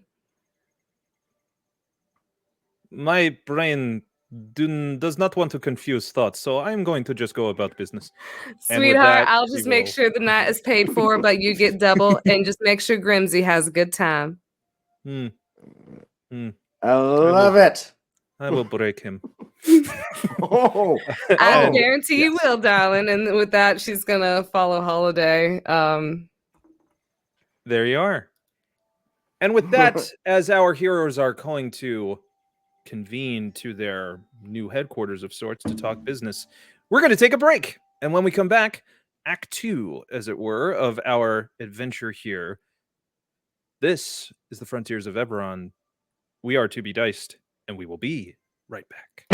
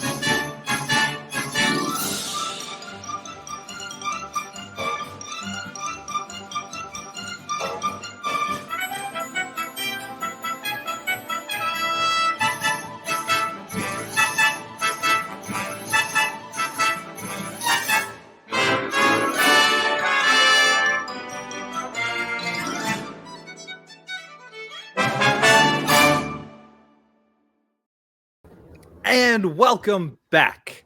It is now time for the second half of our story. But before we get to that, first, a couple of things. Thank you to everybody who tunes in during these broadcasts. It means a lot to us. And if you want to support us, please feel free to follow us online at all social media at 2BDicedADV. Give us a follow here on Twitch. And you can subscribe to our YouTube channel as well, where we're going to be putting up highlights and video on demands of previous episodes. As well as we have another stream on Wednesday nights. Our good friend Matt runs the Dimensional Dial of Dr. Diago with many of the players that you have seen already. And there is just a lot that goes on with this wonderful channel. And there's more to come right now as the party now gathers at the former estate of their contact Vizier, who has now left it in the hands of his good friend, Holiday Luckfoot. Mr. Luckfoot, if you wouldn't mind telling us, we look like Hollywood Squares right now. It's very cool. If you wouldn't mind telling us what you've done with the place that Awesome. everyone will be arriving to. Of course, Gotcha. for Ellen, it's all brand new anyway, so. Right. So, welcome. First off, I'm sure a lot of you would have noticed when Holiday first came into town, he wore a lot of bright colors, a red vest with pink neckerchief and whatnot. But his complete aesthetic has completely changed up.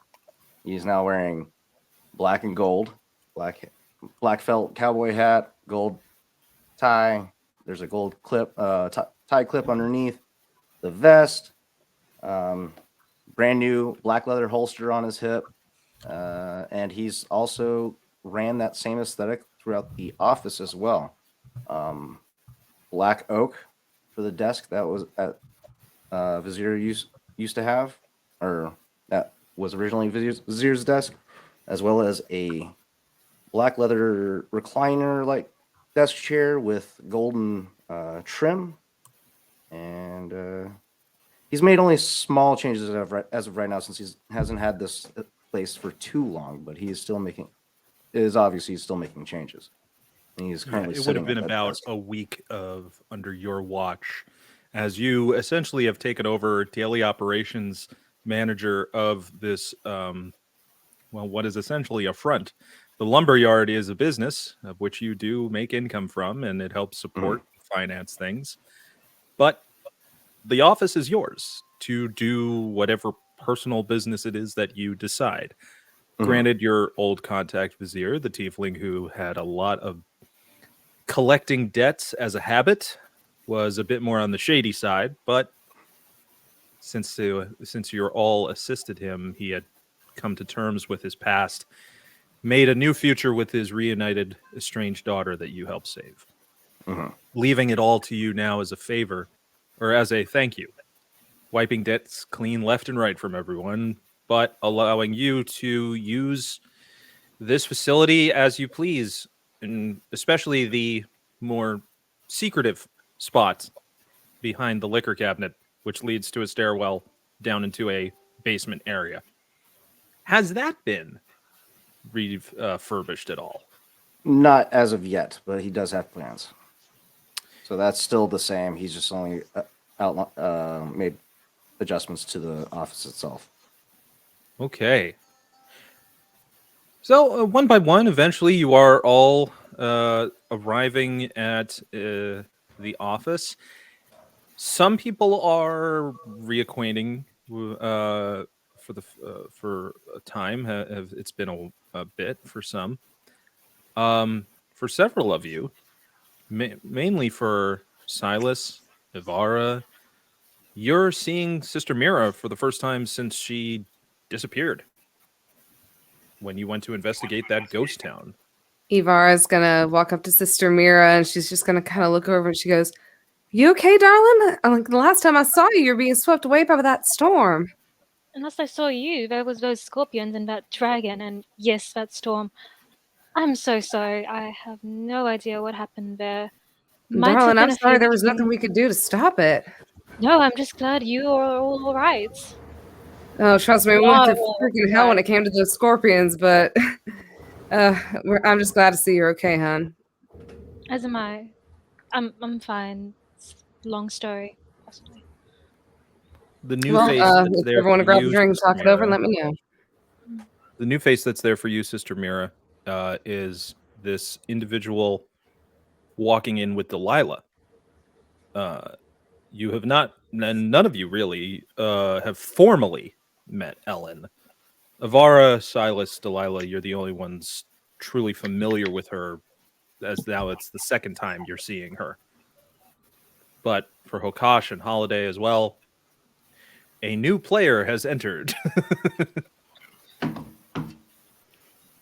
Holiday will eye Ellen. I'm assuming he's seeing the sheriff badge on. If Ellen's wearing, okay. Yes. Where's Grimsby be at? Is he by the door? He has politely decided to watch the door outside of your office to make sure that everyone knows you're doing business. Gotcha. All right, cool. All right. He knows what he's all about. Gotcha. Glad to see you all. It's been good. It's been quite some time. I can't help but notice we do have a new face in our midst. Who might you be, Sheriff? So Elena, she's been walking in with Delilah, just sort of taking in everything. She's doing her normal position, like having both of her thumbs in her belt. I assume you're talking to me. I'm Ellen. Nice to meet you. Good to meet you as well, Ellen. I'm Holiday Luckfoot. I'm the new proprietor of this establishment, taking over from formerly Mr. Vizier. The rest of us have already met this individual. I'm sure some of them have filled you in on him. We're working our way through the list, right, Delilah? Have we talked about Vizier? It's a long process. I'll get you there eventually. Like she said, it's a long process. We're working on it. We'll get you. What exactly you. is this little meet and greet we got going on here?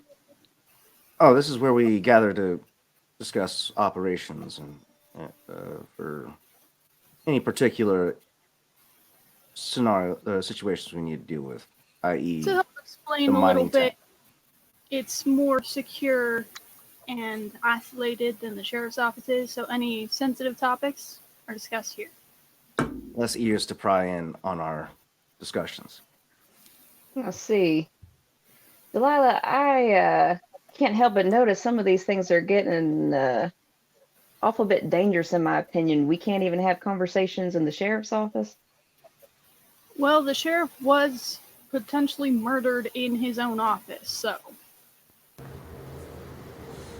At that point, Silas will kind of turn over his shoulder. Oh yeah. Oh gosh. Brass is gone. He was attempted. Somebody tried to kill him, but he didn't die. But we made him believe that he is dead, and now he's kind of going on walkabout. And this here Ellen is the new sheriff in town. Forgot all about that. He just has the look of confusion. Kind of like looks around. Oh, well, in that case, I'm Hokosh. And he like walks up to Ellen and like sticks out his hand. Yep. Nice to meet you.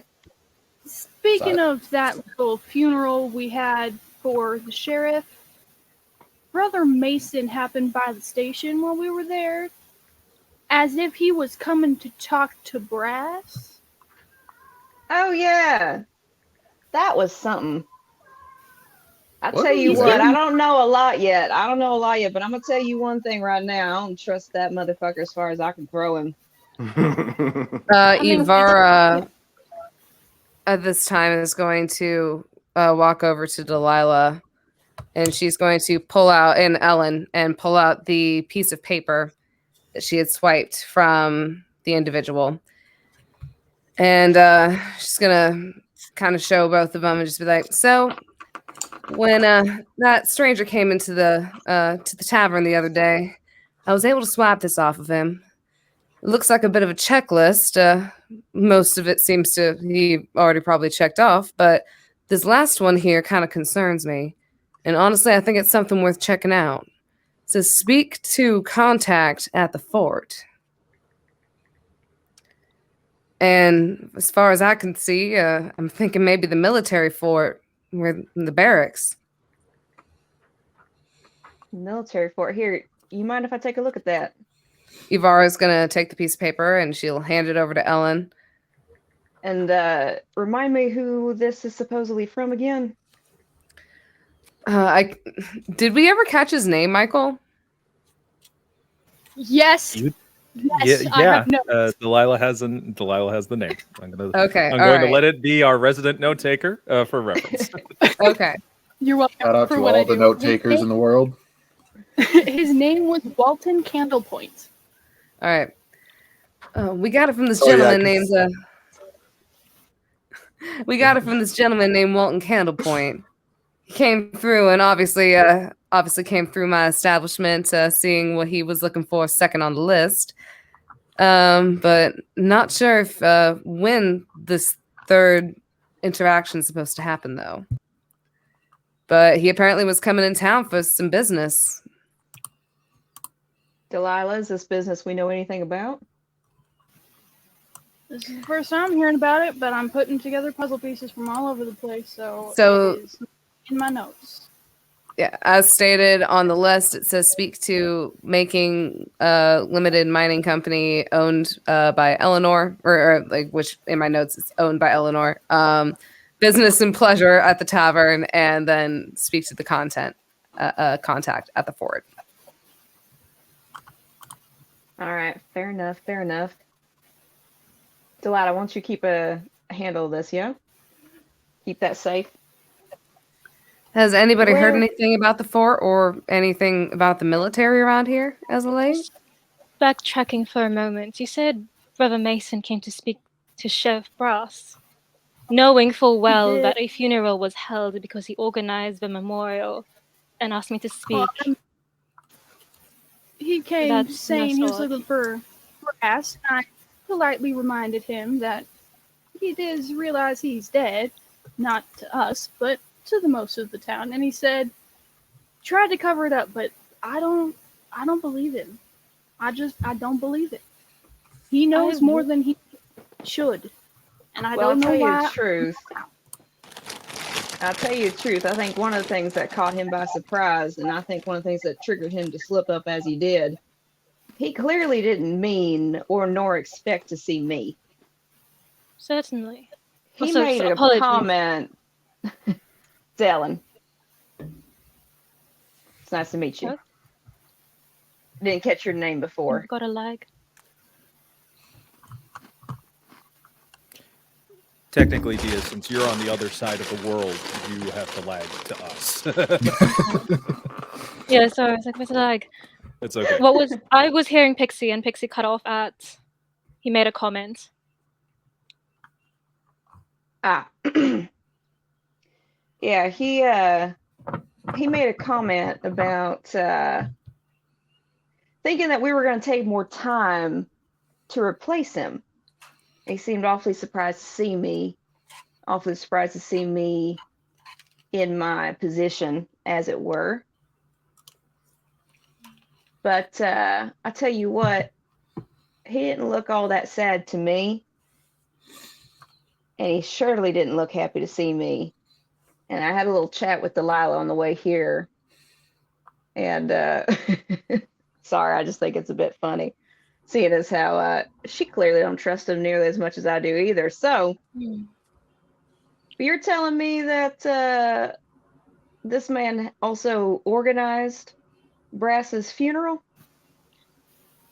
Am I recalling That's that, Michael? right. Like, yeah. As the current head of the Silver Flame Church, of which I am a representative. Hi, I'm Mirashana.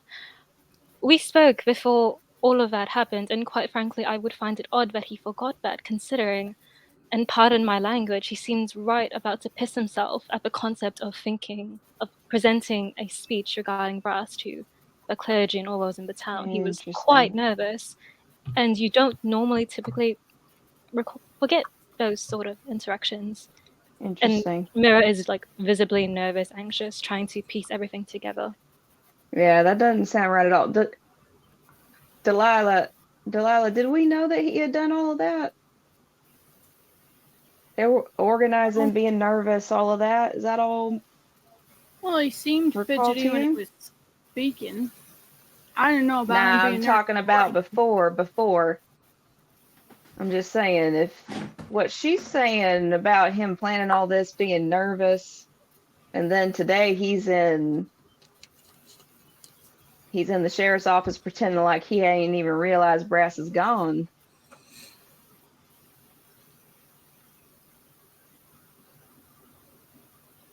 Anyway, There's more than so one clearly thing. I have a lot of catching up to do. I understand that Brother Mason is a bit of a problem, and she starts to sort of look at the whole group as she speaks. I know I'm new. It's my first day. But I'd like to take this opportunity for y'all to tell me any and everything you think I ought to know about, seeing as how Brass has needed to leave us for the time being. Clearly, we have covered Mason, and I consider Mason one of the top people on my suspicion list. Please feel free to inform me if there are others. I do believe the next few we have so far on the list is Miss Lady Eleanor Vitae. She is head of the new mining company. I've had some tangles with her, and she is begrudgingly willing to speak with me, and potentially you, because I'm going to have to introduce y'all at some point, to try to figure some things out. She does not want me in her business, but her business in spreading to causes everywhere. So whether she likes it or not, I'm going to be in her business. Then we have Clinton Wick, who's part of the institution, which I didn't pin as suspicious, but Copper Brass told us to add him to the list. So there's going to have to be some digging done there. When you say something about the institution, you would notice that Hokosh does like a little like nervous like shuffle behind Silas. She'll clock it, but keep talking. I also recently added, not Doc Davenport, but our other doctor in town. Just because some of the things he said as a witness to the sheriff's attempted murder just don't line up. He's not top of the list, but he's on it. All right, fair enough, fair enough. It's an awful lot of ground to cover. Anything else from anybody else? Just in general, or on the subject of what the hell's going on in this here town? I tell you what, Silas, I'll take either or. Well, if we're talking in general, Silas is just going to take off his duster. And You he's going see to... the length of his arm is like scarred essentially in this almost like arm length branding of a tattoo that is spiraling and almost tribal like, but there is a strong darkness to it. Well, isn't that peculiar? And he's gonna like lift up your arm and just like flip down a lens and just start looking at it. Oh, I'm gonna have to look at this more later. Just as you're Ivara like just kind of looks concerned, looking at the scarred shit on Silas's arm. Have I seen this thing before, or things like it? I was just about to ask that. Ellen wants to know the same thing out of character. Is this triggering for Ellen in any way, shape, or form? Okay, the two Lots of of you give me an questions. Arcana check. Can Hokosh also, because he's inspecting it? Please. You can give me an investigation check, actually, Hokosh. Could Ivara Yeah, I also could've do an Arcana so check bad. Oh my considering her gosh, guys, patron? we can't all Hello. just... I know we all want to roll our shiny clicky clacks. But we We need to... must We roll need the decorum shiny I'm here. just saying, Holiday's a wizard, so maybe he should roll Arcana as well. Oh, not I today, also Michael. have We one are now with you myself. repulsed. So are we Everybody all roll. just No, rolling Arcana? we're just having it be Ellen and Delilah right now. Delilah, what did Okay. you get? Sorry, go ahead. I have no ads to this, but I rolled a nat 20. Ho! Okay, Ellen. Let's go. 16. Okay. Let's go. So I'll tell you what you notice first, Ellen, with the lower roll. This is it's absolute. You've seen dragon marks before. You know that is a thing that's usually with someone who works directly for a house. Like that's a thing. That's common knowledge for everyone on this world. Everyone knows about that. You've never seen something like this before because it looks unnatural. Delilah, not only do you realize that it looks unnatural, you look like that it was forced upon him. That it was unwillingly branded, as it were, into Silas's being. And there is a whole side of him that is just...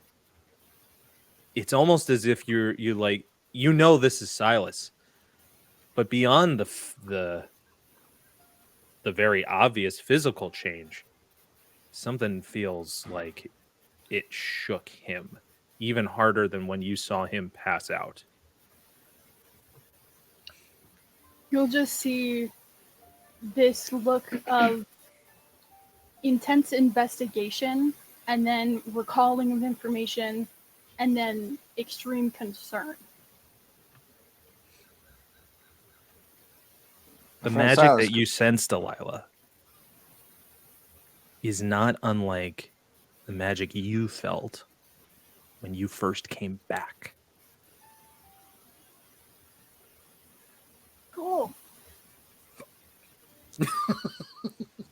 Good to know. Good to Sorry, know. I'm taking notes. That's only something Delilah would know. My friend Silas, that mark you got there seems. It seems new. Have you always had that? So as Silas is talking, if I may, Hokash, I know that you said that you were going to look at it later, but I kind of like the idea of you just inspecting it. So Silas is just like talking while you're like flipping his arm over and checking things. It's just like, well, I kind of woke up with this today, and I was in the institute after my my brief mental vacation, and kind of looked down. Avara was there. As far as I remember, Avara was, I believe, in the room all night. I don't know. I woke up and she was there.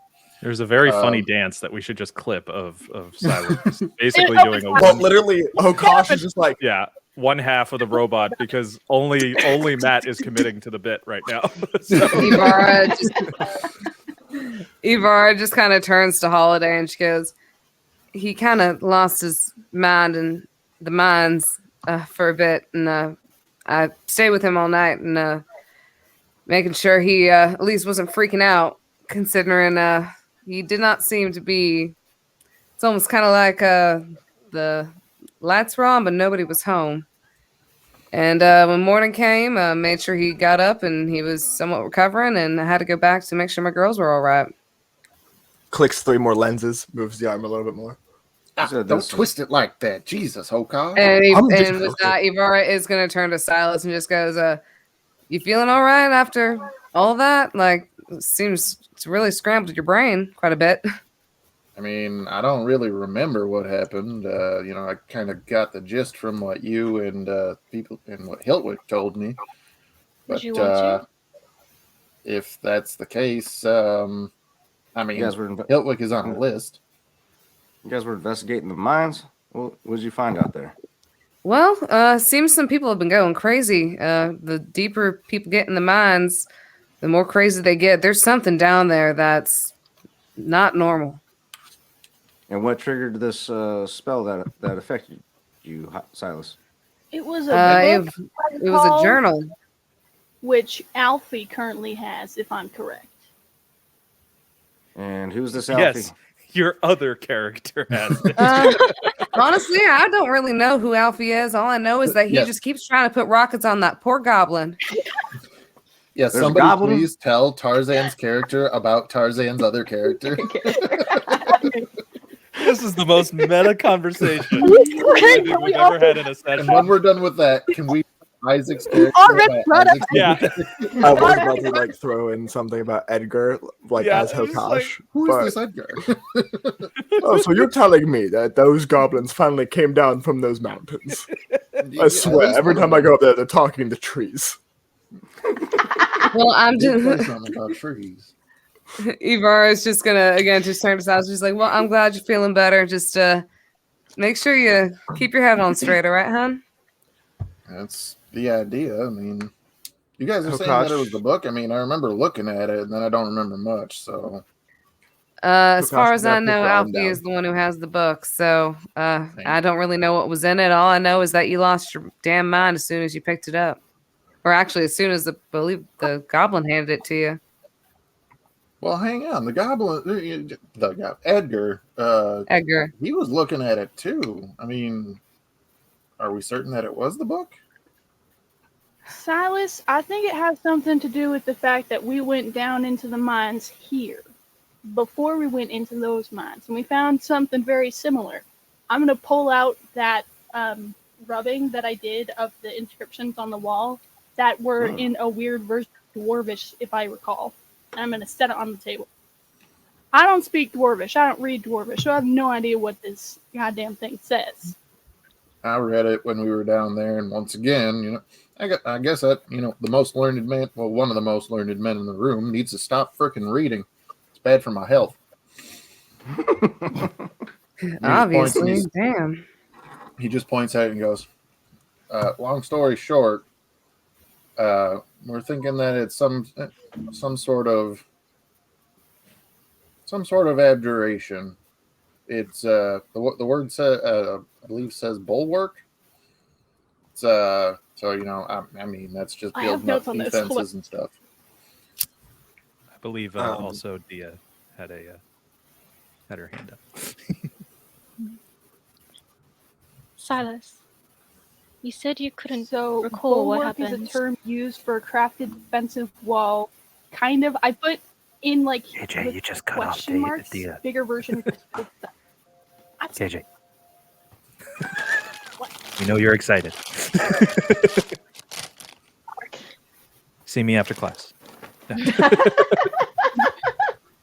am here. What's happening? I'm just saying. You said you couldn't remember what happened. Does it feel like a block or a blankness? Like something might have wiped your mind? So I was gonna take a moment and think on it. He's gonna, not a block. No, nothing's hidden. I think that it was. I mean, like Ibarra said, lights on, nobody home. Well, to put it simply, I think that I was just too daggone stupid to remember what happened at the time. Would you like to remember? I mean, I do have a handful of eyewitness accounts of what happened. Points at Ibarra, points at Delilah, points at Ellen. They were there. They got me the hell out of there. Hokash is side-eyeing you because you're forgetting things now, too. I'm forgetting things now? Which things am I forgetting? Oh, no. He's just going to look. He's going to, do the double take at Hokash and be like, I got something on my face. What's up? Well, I mean, they're saying that you're forgetting things, too. I'm in the same boat. We're both over here like, what the hell happened?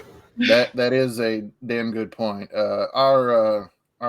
Our friend here woke up in the Institute with 3 days of memories missing. So, whereas I have witnesses of what happened, perhaps we can help Mr. Vocad over here.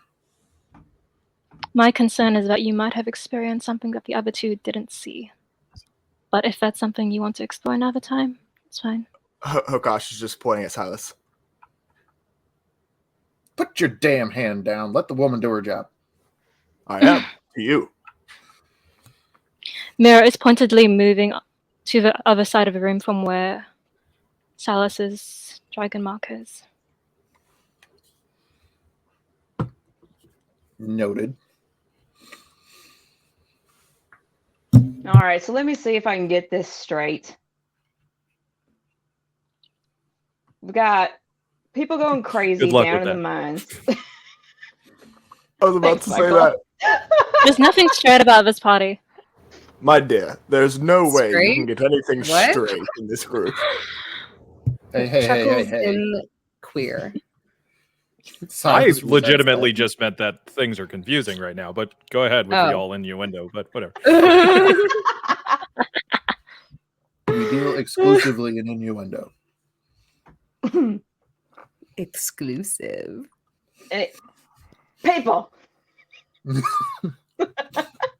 I'm done. All right, so let me try to get all this straight for a second. So we got people going crazy down in mines. We got people in our own damn party forgetting things a lot more recently. And she side-eyes Delilah, and there's some of us who've forgotten things for a long time.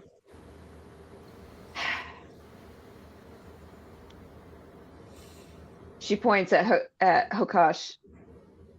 Am I catching on? You've been missing a couple days worth of information. Oh, only 3. Only. I mean, as Silas was far as missing my yesterday. calculations, I mean, y'all went on a whole adventure without me, and apparently picked up a little green goblin. Wonderful. That poor little guy. Alfie just stuck a pill right up his butt.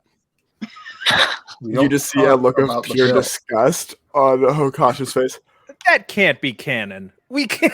It is canon. It's literally one of the highlights. All right. Let it die. Let Please, it die. highlighted that, you sick fucks. Literally, just kinda- if you do not No, you remember, wasn't. Alfie had You it and be wasn't. like, okay, you're gonna have to Looking at draw you, a Tarzan. trial, little Look guy. at On TikTok. It was fade to black. We don't know anything.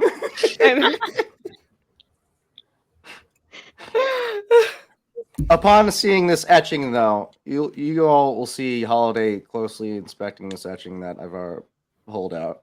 Was it Ivar or Delilah? That Delilah pulled out. Delilah. He looks up at Delilah. Was this the same markings that caused Silas's memory lapse?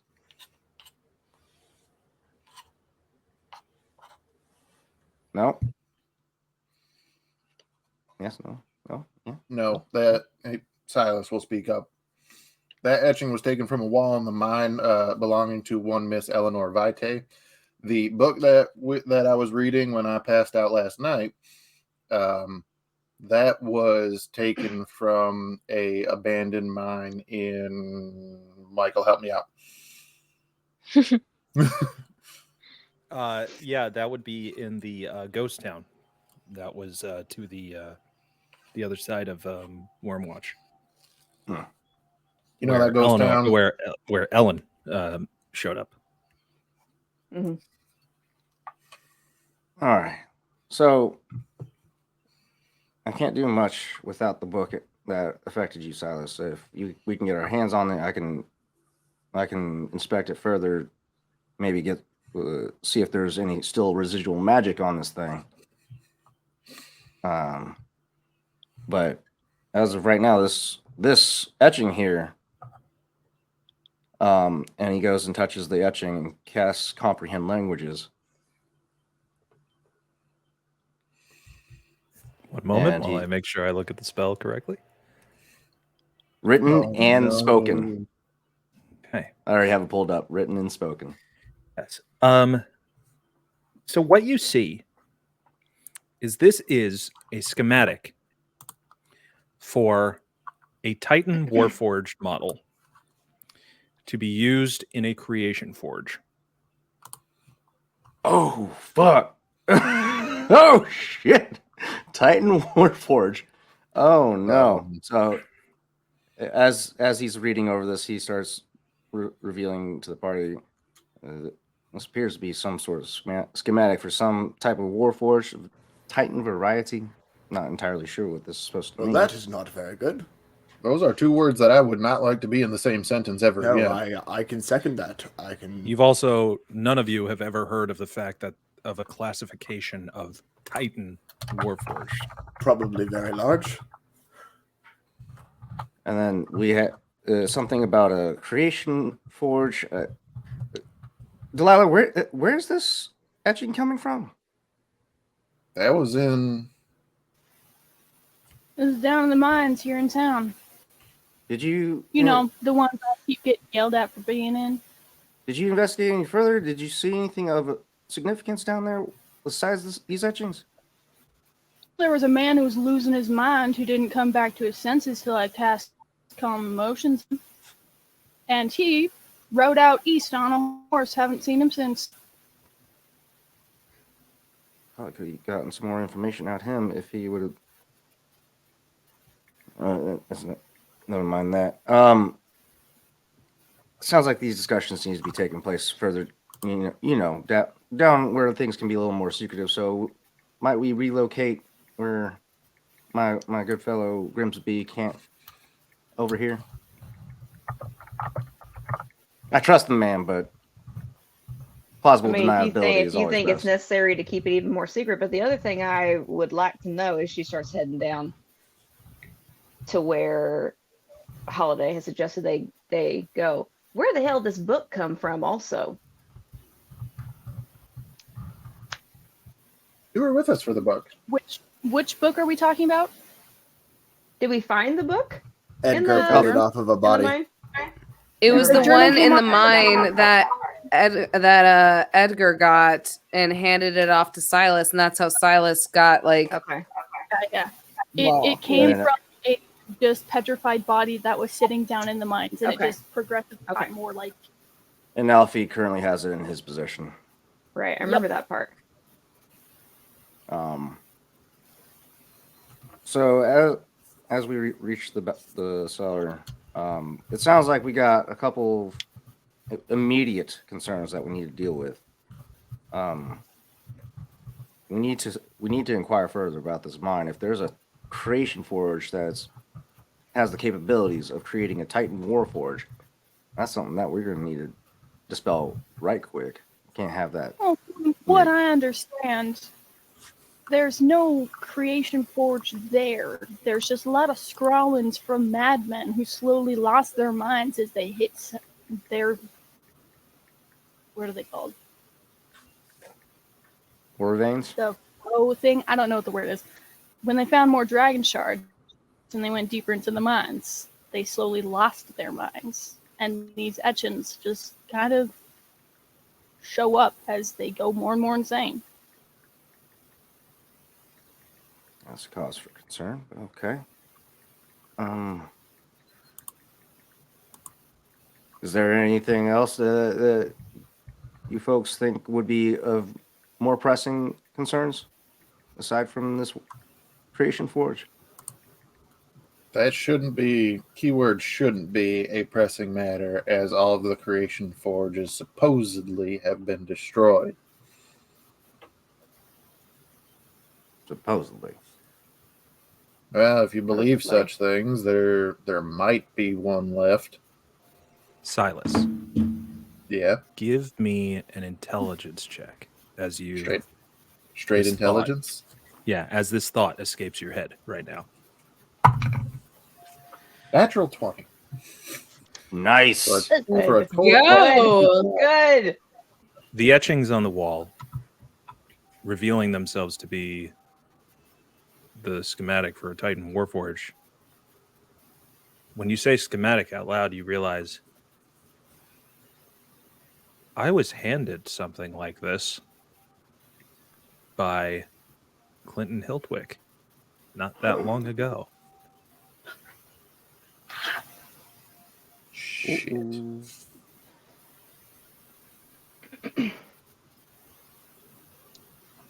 Y'all can see Silas have this brain blast. Brain blast. And he's just kind of trying to mull it over, and he's just like, son of a bitch. And he's probably got it on his actually, yeah, he's probably got it on his person. He's going to take the schematic out and start looking it over. It's essentially the size of a 45 record, or a large CD for other folk who don't know what that is. And if you don't know what a CD is, I can't help you. I'm 37. All right, I'm out of references for tech. A large donut that is essentially made of steel and Large, stone. shiny donut. Large shiny donut that is made of With steel sprinkles. and stone with engravings in it that are hybrid languages that have been very tough to decipher.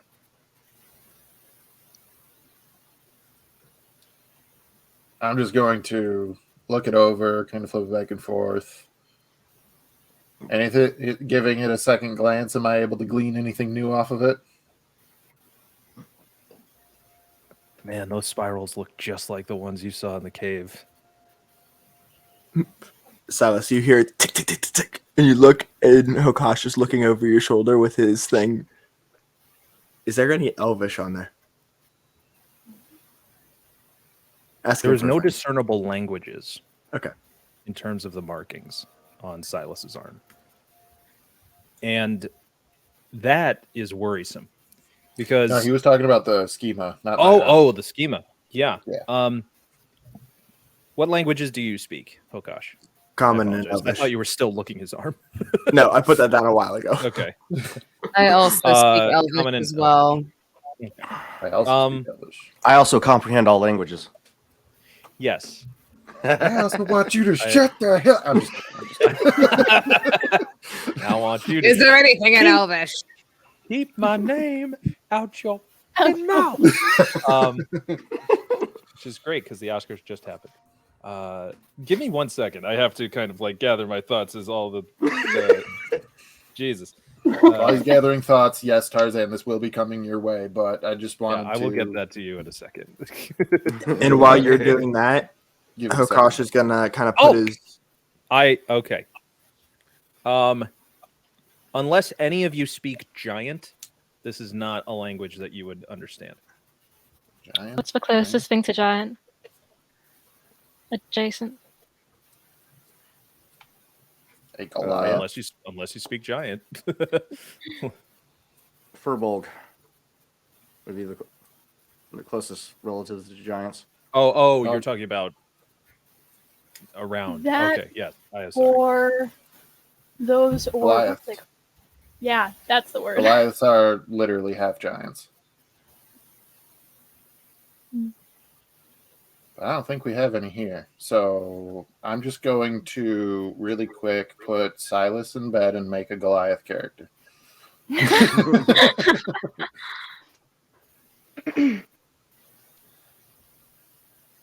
That being said, if I can't glean anything else off of it, I'm going to set the schema right down next to the rubbing that Delilah took in front of Holiday, who has Google Translate up. Pretty much. So comprehend languages will allow you to see that is giant, and what you read is essentially a tablet that is passing magical knowledge through a generational story of sorts. There are sigils carved into the stone tablets. And these sigils are usually what are identification marks on Warforged. These are the things that basically identify what they do in life. And you see all the types of like as if it's collected around this outer circle. And on the inner circle, you see the giant language talking about a pattern to quickly create hundreds of continual flame stones that essentially would be hot enough to melt the materials to create a large Warforged Titan. So not only do you see like these are symbols representing Warforged, but also instructions and then kind of like measurements as to what to how to use, what durable materials, what kind of length, width, a size that you would need to make in order to create a essentially legendary size individual Warforged. The most important part is the inner circle, the innermost circle, which is the spell that is needed to infuse life into this Warforged. And what you see in there is that what is necessary is a combination of dragon shards, with the key piece being an equal amount of Eberron, Sybaris, and Kyber dragon shards to be infused to create essentially the soul of a warrior. Somebody's dryer's done. I was about to say, somebody's laundry's done. You said Eberron Sybaris. Each dragon shard name that essentially represents, according to the creation myth, the three progenitor dragons that created the world that you all live on. And as he's reading over this, he's relaying everything that he's getting from this piece. And as he finishes, he looks to the group to see if anybody's got any input on this. I will say this, though. You see do Delilah- have a collection of books left over from the previous owner, Vizier, who had a vested interest in the history of dragon shards and as well as just dragons in general. It wasn't uncommon for him to be contact with dragonborn folk, kind of being like their liaison to making sure nobody messed with them, Right. at a price, of course. There's even a map of Dragon Reach Isles, which is just to the south, off the shore of the very county that this town resides in. And there are books that discuss the shards and what they do. With that information, yeah, he's after reading all this, the idea sparks in his head, and realizing that he still has all the contents of the library that Vizier has, he runs upstairs and starts sifting through books. Okay. As he's doing that, everyone else watches as Delilah keeps a notepad with her that she keeps a ton of her notes in, just scrawlings in shorthand. Nobody else can really read them because they're not great. But as he's talking about this and the stones, and a particular thing caught her attention as she was previously flipping through. Out of character for me, that was what was happening. But she lands on a page, and you see her reading and looking curious. In those other mines in the ghost town, possibly also in the mines here, I don't remember where or when I wrote this down, but there were instructions on how to build something, an uncertain something being pushed through something and not coming out the same, being enclosed, being controlled. It was just ramblings that I remember writing down shorthand. But these are very similar.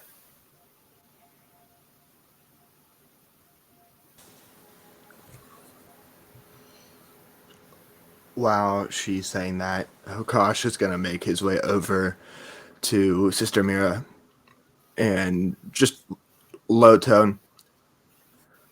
My dear goddess, would you do me the pleasure in perhaps looking into my memories?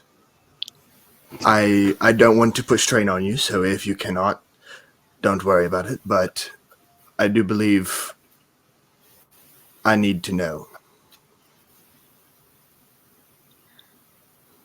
That can be done. Well, I will see what I can do. I haven't tried it yet. But out of character Cage, I think that what you're talking about, that was in context of, I think we saw Hokosh at the time pull a certain helmet on someone, and when they took it off, like when they were under control of that helmet, they were like, you know? That was a different Does that make thing. sense? That was a different thing. Because that's when we killed the Baron from the other town. Yes, the helmets were a thing because I had clocked in the mine every time people went in.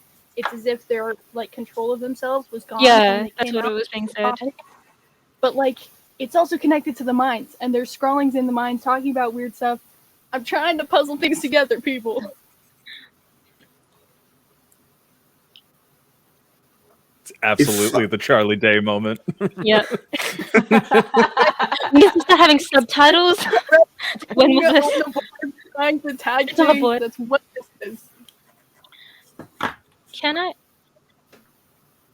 Jahokosh, is this something you would like to do now? Or at a later time? Whenever you have time. The last thing I can recall is I was heading to Salvation to look for work.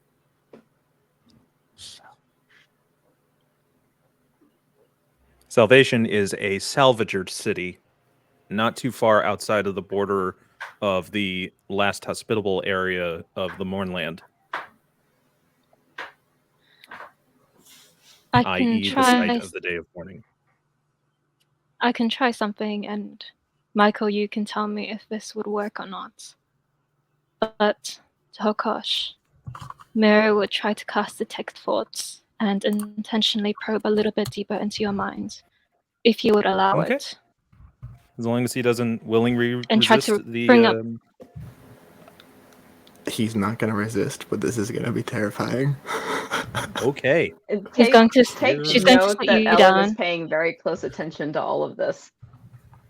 I'm going to hand you this She's can going of to worms sit for a down. moment as we open it. Oh no. Oh no. This will feel odd, Your but mind. don't be distressed. And as you concentrate on this individual who is unlike many you've seen before, even as a missionary encountering different types, I need you to give me a wisdom saving throw. Me? Oh gosh. Yes. Me? Mm-hmm. Yes, I Sister have Mara. advantage on that, fingers crossed. Which will be needed boy. because I was awful. It's okay, please hold. That was really bad. That was a 9. Let's see what's going on. It's okay. You see a series of flashes in your brain.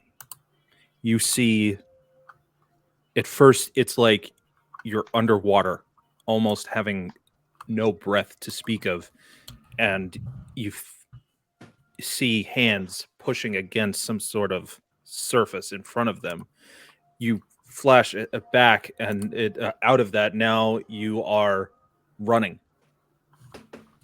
This is all in a perspective you have now seen. You're in a POV shot of this. You see continuous running, more flashes of magic forming in the hands not being understood for the first time. Another flash, just tinkering with tools and learning and understanding things about themselves and finding out the first ever seen for the first time the word simic hybrid and not knowing what that meant. Flashing even more up until recently, where the eyes are affixed on a gray wall of mist, and then black, and then waking up and seeing essentially what a flash of the moment that was described of when Hokosh came back into consciousness, seemingly to wake up in the institute.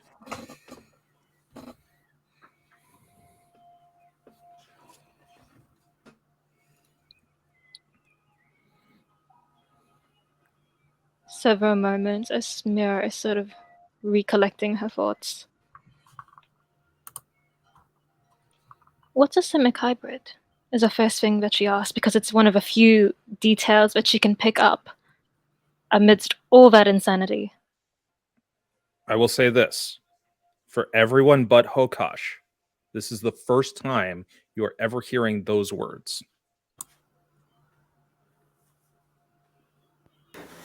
Hokosh is just going to pause for a minute and kind of look around the group. Well, you see, Simic Hybrid is an experiment. And he pauses for a second. And I know what my DNA is mixed with, correct, Michael?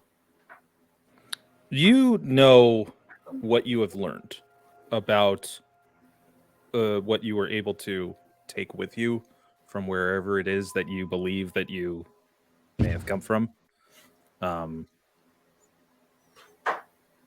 And by the time you've gotten all the way east to Kabara, resources became very much more limited in terms of what you could discover about yourself or whomever it was that was working on you.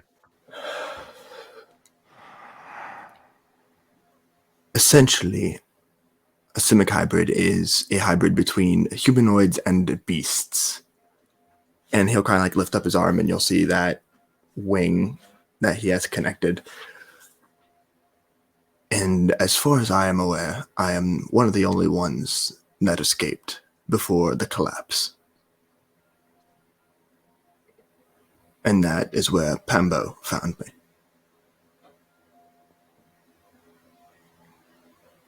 So that's why you were running. I saw you running. And You just see shock on his face, because that was forever ago. and you ran. And there was this grey mist.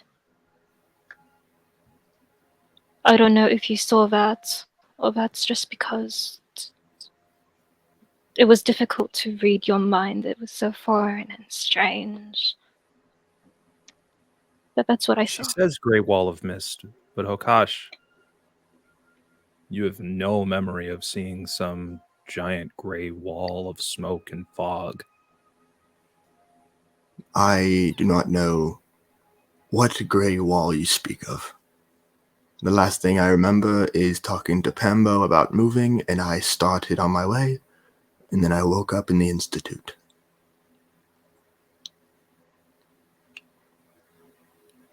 I could try again, knowing a bit more of what to expect and what might come forth.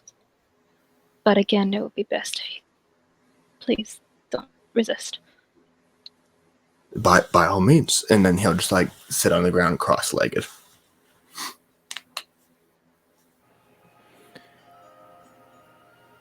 You open your mind once again. And you try to focus in on the one moment that seems to be a blank spot. And you see through his eyes this mountainous area, but desolate border. And the border almost like a man-made wall, but nature overpowering it. These pillar-like structures that look like broken eldritch engines, as it were. Something very old, but for the time meant to be new technology. Everyone knows that Mornland used to be Seer, and Seer was a nation that meant to progress the arcana technology that is used in everyday life. And there was stuff seen there that no one ever really could comprehend or imagine unless they were part of that nation. When the day of mourning happened, it wiped it all clean. And what was left was just this residual wall, perfectly around the border of the former nation.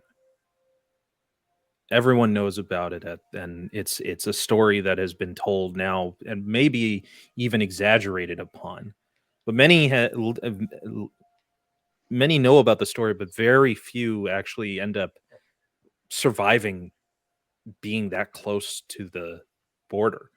Salvagers have to be on the lookout for anything that could still survive in there that may not want them there. It can literally wreak havoc on someone's mind to try and fathom how to survive in a place so desolate and so destructive. But this clear vision of seeing essentially the result of battle, of death, of fighting endlessly for 100 years, and all to come to this cataclysmic point is emotionally devastating. Your eyes cannot help but well up in tears at the awe of all of it. And the vision breaks. But you go back to the right at the end of it, when the blackout happens, it seems as though Hokash was in motion, heading towards it, but then was stopped. And at that point that was stopped was when it went black.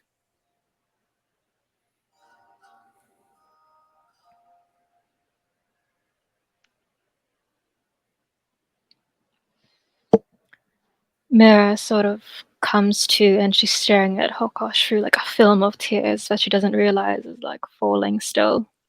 And it's not your fault. He's just gonna reach out and just wipe the tear.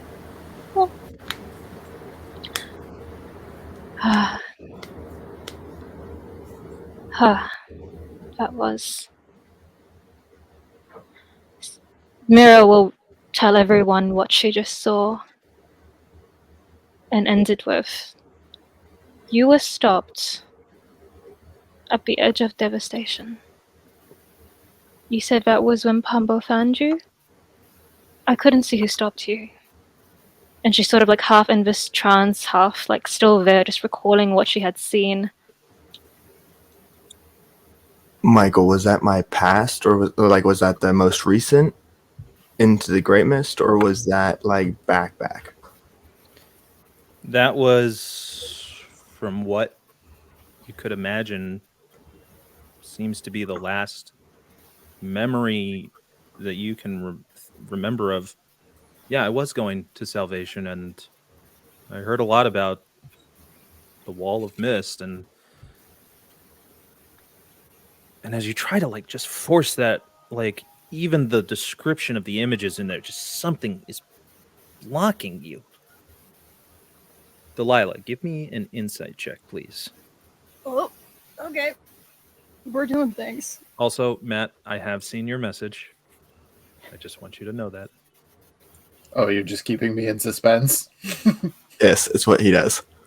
Here, hang on. Let me move to the edge of my seat. Did you see me in the fetal position? I'm just up here like, oh no. Oh no. It's a dirty 20. It was what? Dirty 20. You've seen this face before. You've seen this expression before. You've seen what happens when the miners put on the helmet. Oh, bloody hell. You Oh. as Mira was just describing what she saw, you can see almost as Delilah is living through flashbacks and memories of past events, and then focuses on the look on Hokash's face and makes the connection. Hold on.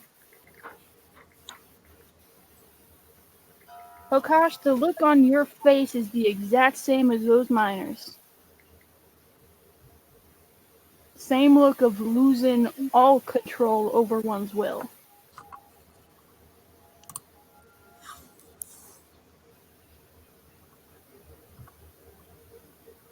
I think someone or some organization did this to you. I don't know what, but I have a couple theories working. Ellen, Mm-hmm. I need you to make a history check. Okay. Because something came up that I've just been waiting to. Eventually, and I'm glad it all came up organically. 15. Silas mentioned discussion of something called a bulwark. Now, you know, just from being a soldier, the bulwark is a fortified wall. Mm-hmm. It is something that is built to keep out the enemy. Mm-hmm. It is built like a border of war. And the more you hear about that gray wall and the idea that all of this is coming from some ancient giant language schematic, Mm-hmm.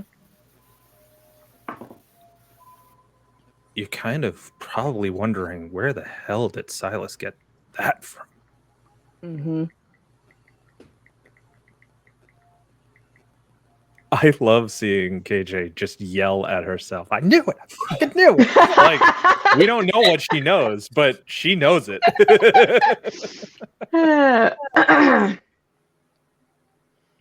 So, upon hearing him talk about all these things that are sort of triggering these little whispers of memories. So I'm going to double check with you, Michael.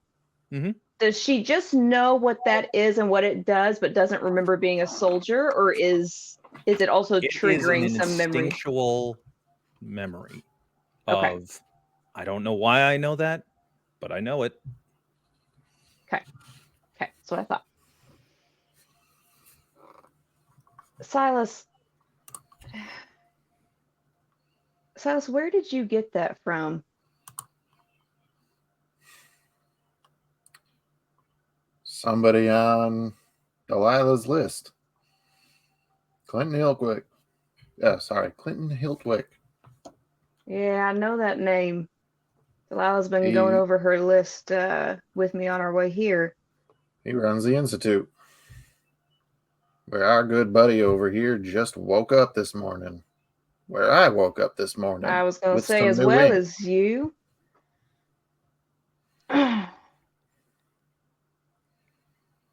Did y'all get to talk to him while you were there? Not much. Did you see him? Yeah. Delilah? I was trying to climb out the window. You skipped that part. You were trying to climb out the window. We'll get to that later. Yeah. Bad memories. Bad memories. Question for you. Duly noted. Oops, that was British. Silas, real quick. Who are you? I dropped my Silas, wand. are Who you are actively holding the schematic, Silas? No, I put it down in front of. He did. He O'Hare. specified. I just wanted to make sure. Just wanted to check. I'm not more than 5 feet from it, though, if I need to snatch it. I'm just asking if you were touching it. The moment you're like, "Are you holding it?" and every player's like, "No, he's not. He put it down like an hour ago." Maybe I want to touch it. Don't touch it. Yeah, I don't want to get feeble-minded again. You have no idea what would happen. Yeah, I know. I don't. Especially... Delilah, they've just come out of that institute, and it sounds like they really haven't talked to him very much. When was the last time you were there investigating? I don't know, DM. When was the last time I went investigating in the institution? You have never been inside that building. I was going to say. I've never been in there? Nope. I feel like Silas has been in there a few times.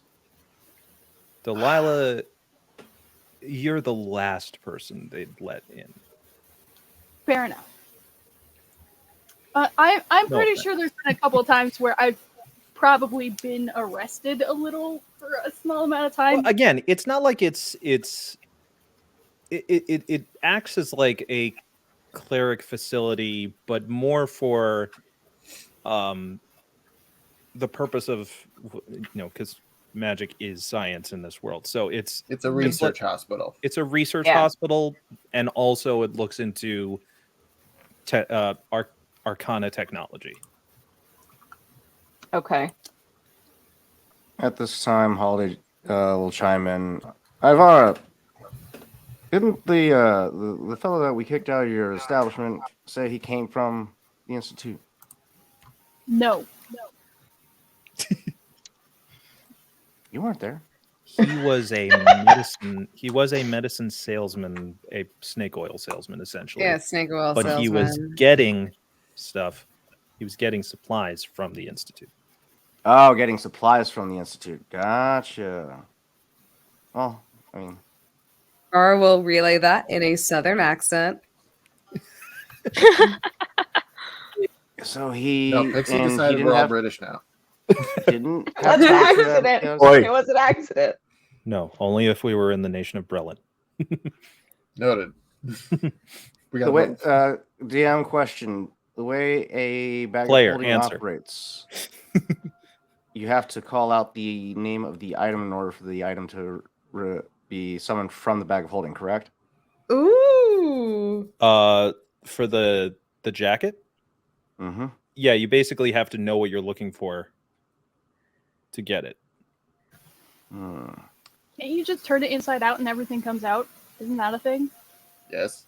His pockets emptied in the traditional sense, from what you were able to get, but In the it's still- traditional sense. it's still plenty of pocketed, buttoned up, like literally up and down, like the length of the interior. Just Thank God I have rabbit ears. not on the 'cause I back. He can't reach in the can back. hear but- all of this stuff going on. So upon getting that information, he runs over to the jacket that's currently Oh on wait, his coat rack. actually, can you give me an investigation check for what you were looking for? Oh, yes. That's going to be a 10 plus 7, 17. 10 plus 7, 17. Okay.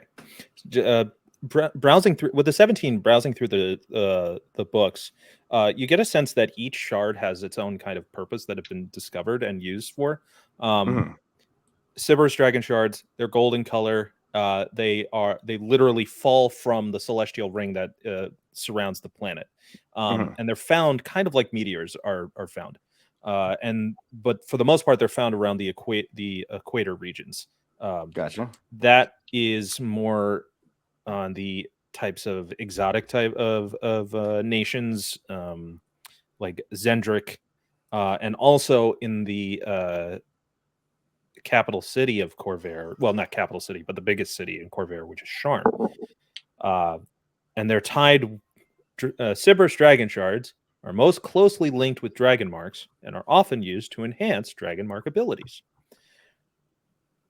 Kyber dragon shards you found, they're dark blue or black. They're the ones that are mined the most recently, found deep underground. They are the hardest to find, though. The hardest to find too, and they are used for binding, for elemental binding, which is why they are the main power resource in the lightning rail.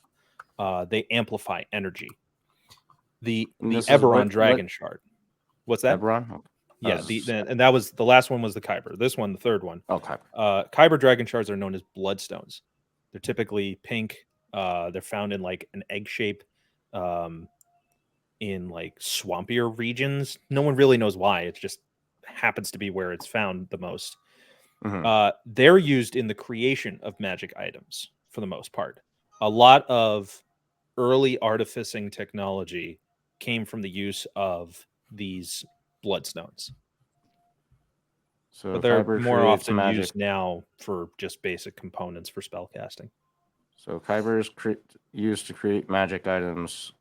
Eberron's used to create magical items.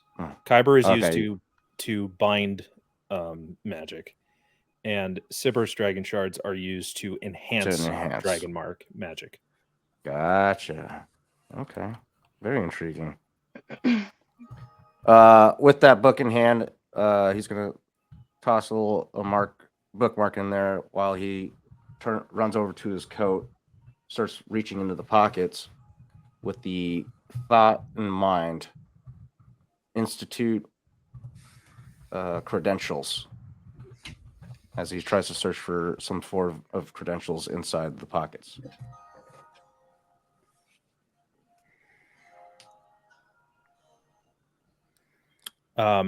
You reach into the pocket and you go through a bunch of them.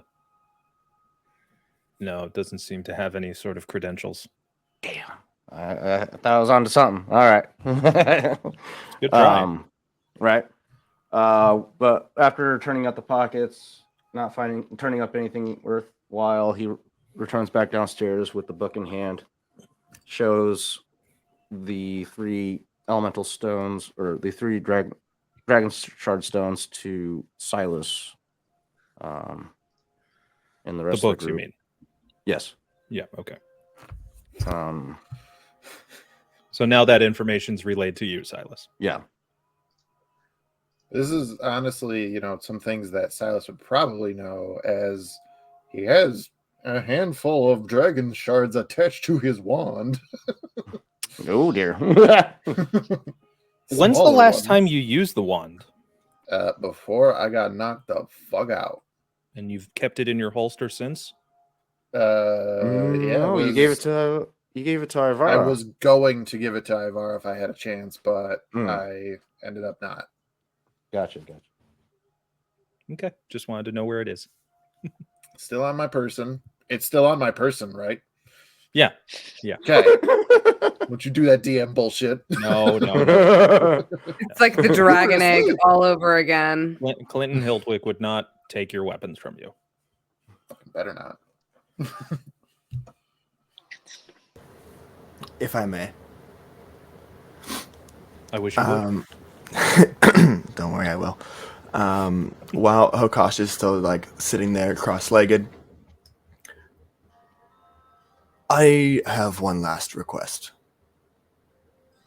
I don't remember much of my past before all of you. Would you mind digging a little deeper? All I remember is I'm switching accents. Sorry, It's fine. it's my fault. What I do remember God damn it, Matt. Our being private chat has in water. messages that all make us just roll eyes and such.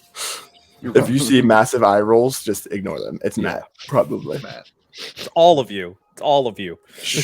Hi, I'm the problem. It's me. I remember water, and I remember running, but that is about all I remember.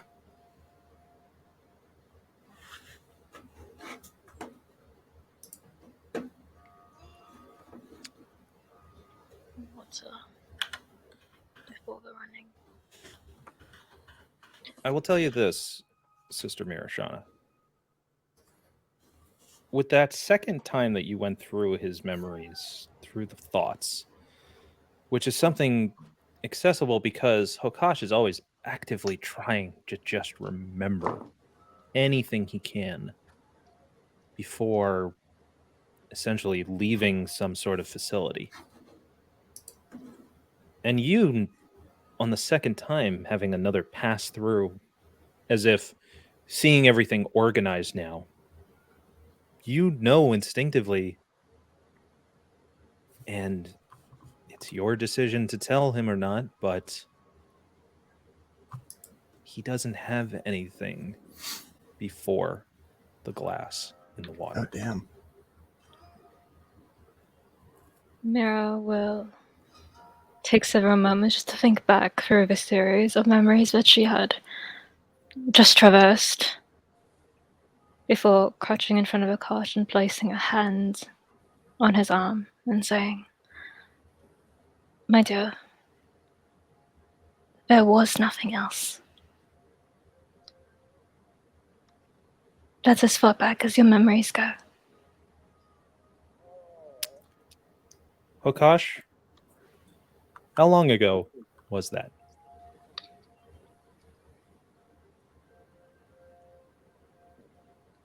Not long. How long has Wyrmwatch been around? 3 years. I'd say anywhere between 5 to 7 years. How long? That's Sounds a about long right. time.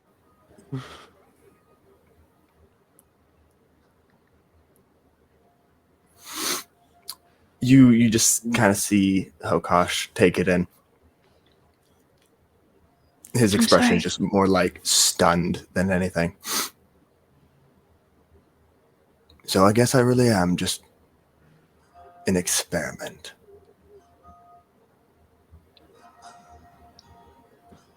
And he just kind of nods and just kind of stands up.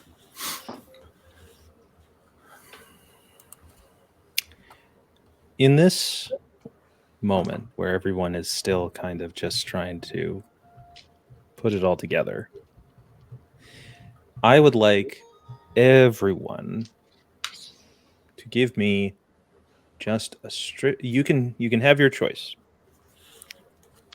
Arcana, History, or Religion. Arcana. And Sega. I would It's not ask going you to matter kindly to either write way for your- me. So I would kindly ask you to write your scores in our chat. So this way, who's doing Arcana? Who's doing religion? And who's doing Arcana. I just did religion. Let me History. History. And you did Arcana, Silas, and Holiday. I'm I'm guessing doing Arcana. Arcana.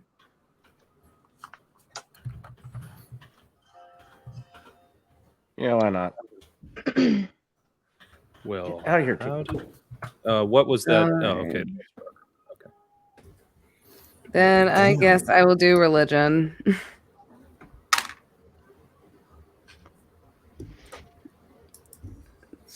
Don't say Some things. damn I good gotta switch scores. headsets. My earbuds are dying. 2 seconds. Uh-oh. No, I'm just calculating. Okay. We are going to start with, and this will be our last thing of the night. We're going to start with the. Oh gosh, that was Arcana. Silas Arcana. Holiday, which one did you do? Arcana. Jesus. Okay. All right, we'll start with history. Ellen. Delilah. Putting what has been revealed aside, even though it's hard not to. Experiments, strange weaponry. There's a lot of that being done by a particular house during the last war. And that house is House Cannith. In terms of religion, Ivara and my sister Mira, you're both witnessing the markings on Silas's arm. There's something about the way that it looks. Its archaic nature. Different from any dragon mark.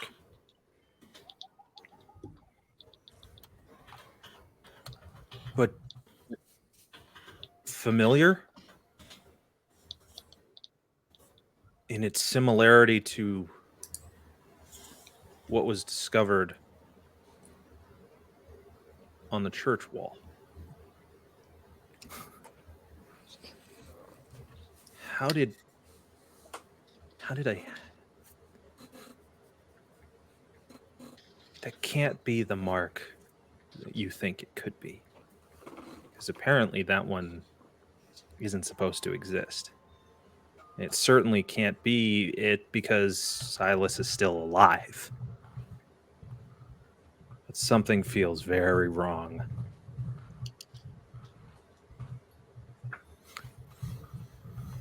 And as far as Arcana goes, the dragon shards being mined, being shipped, and to be used and resourced with no question by mindless drones, as it were. There is a reason why creation forges drove people to the brink of death upon creating them. And some would say working until there was no one left but a shell of a drone worker. And to try and understand the technology or the ancient ruins that were meant to build these machines that only the giants apparently had perfected could drive someone insane.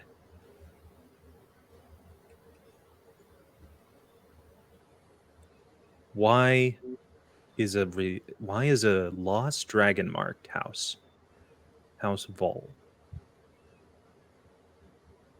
connected to the creation of a legendary type of Warforged. And why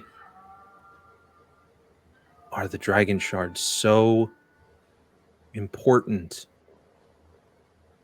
that an entire house would be willing to cost millions of lives in order to get it?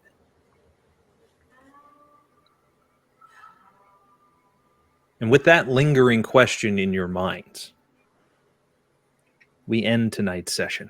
You bastard. Thank you, everybody, for watching yet another episode Boston. of Frontiers of Eberron. I have been your humble GM, Michael St. Gregory. KJ is going to lose her effing mind. Thank you, everybody, for probably what is our largest party stream so far. Thank you, everybody who was watching. And we will see you all again, or at least I will be joining you in the audience this time, as Matt takes over as DM for the continuation of the Dimensional Dial of Duttrick Diago. It's fine. It's a good We're not time. ruling anything. Oh Everything's god, fine. the next upcoming session I'm you. horrified for, but I'm so excited. I live Matt, for And the we hope combat. that you're there too. So thank you, everybody, for watching. Show up. You better. I will say that Wednesday is coming, so get ready to be diced. We'll see you next time, everybody. Have a great night.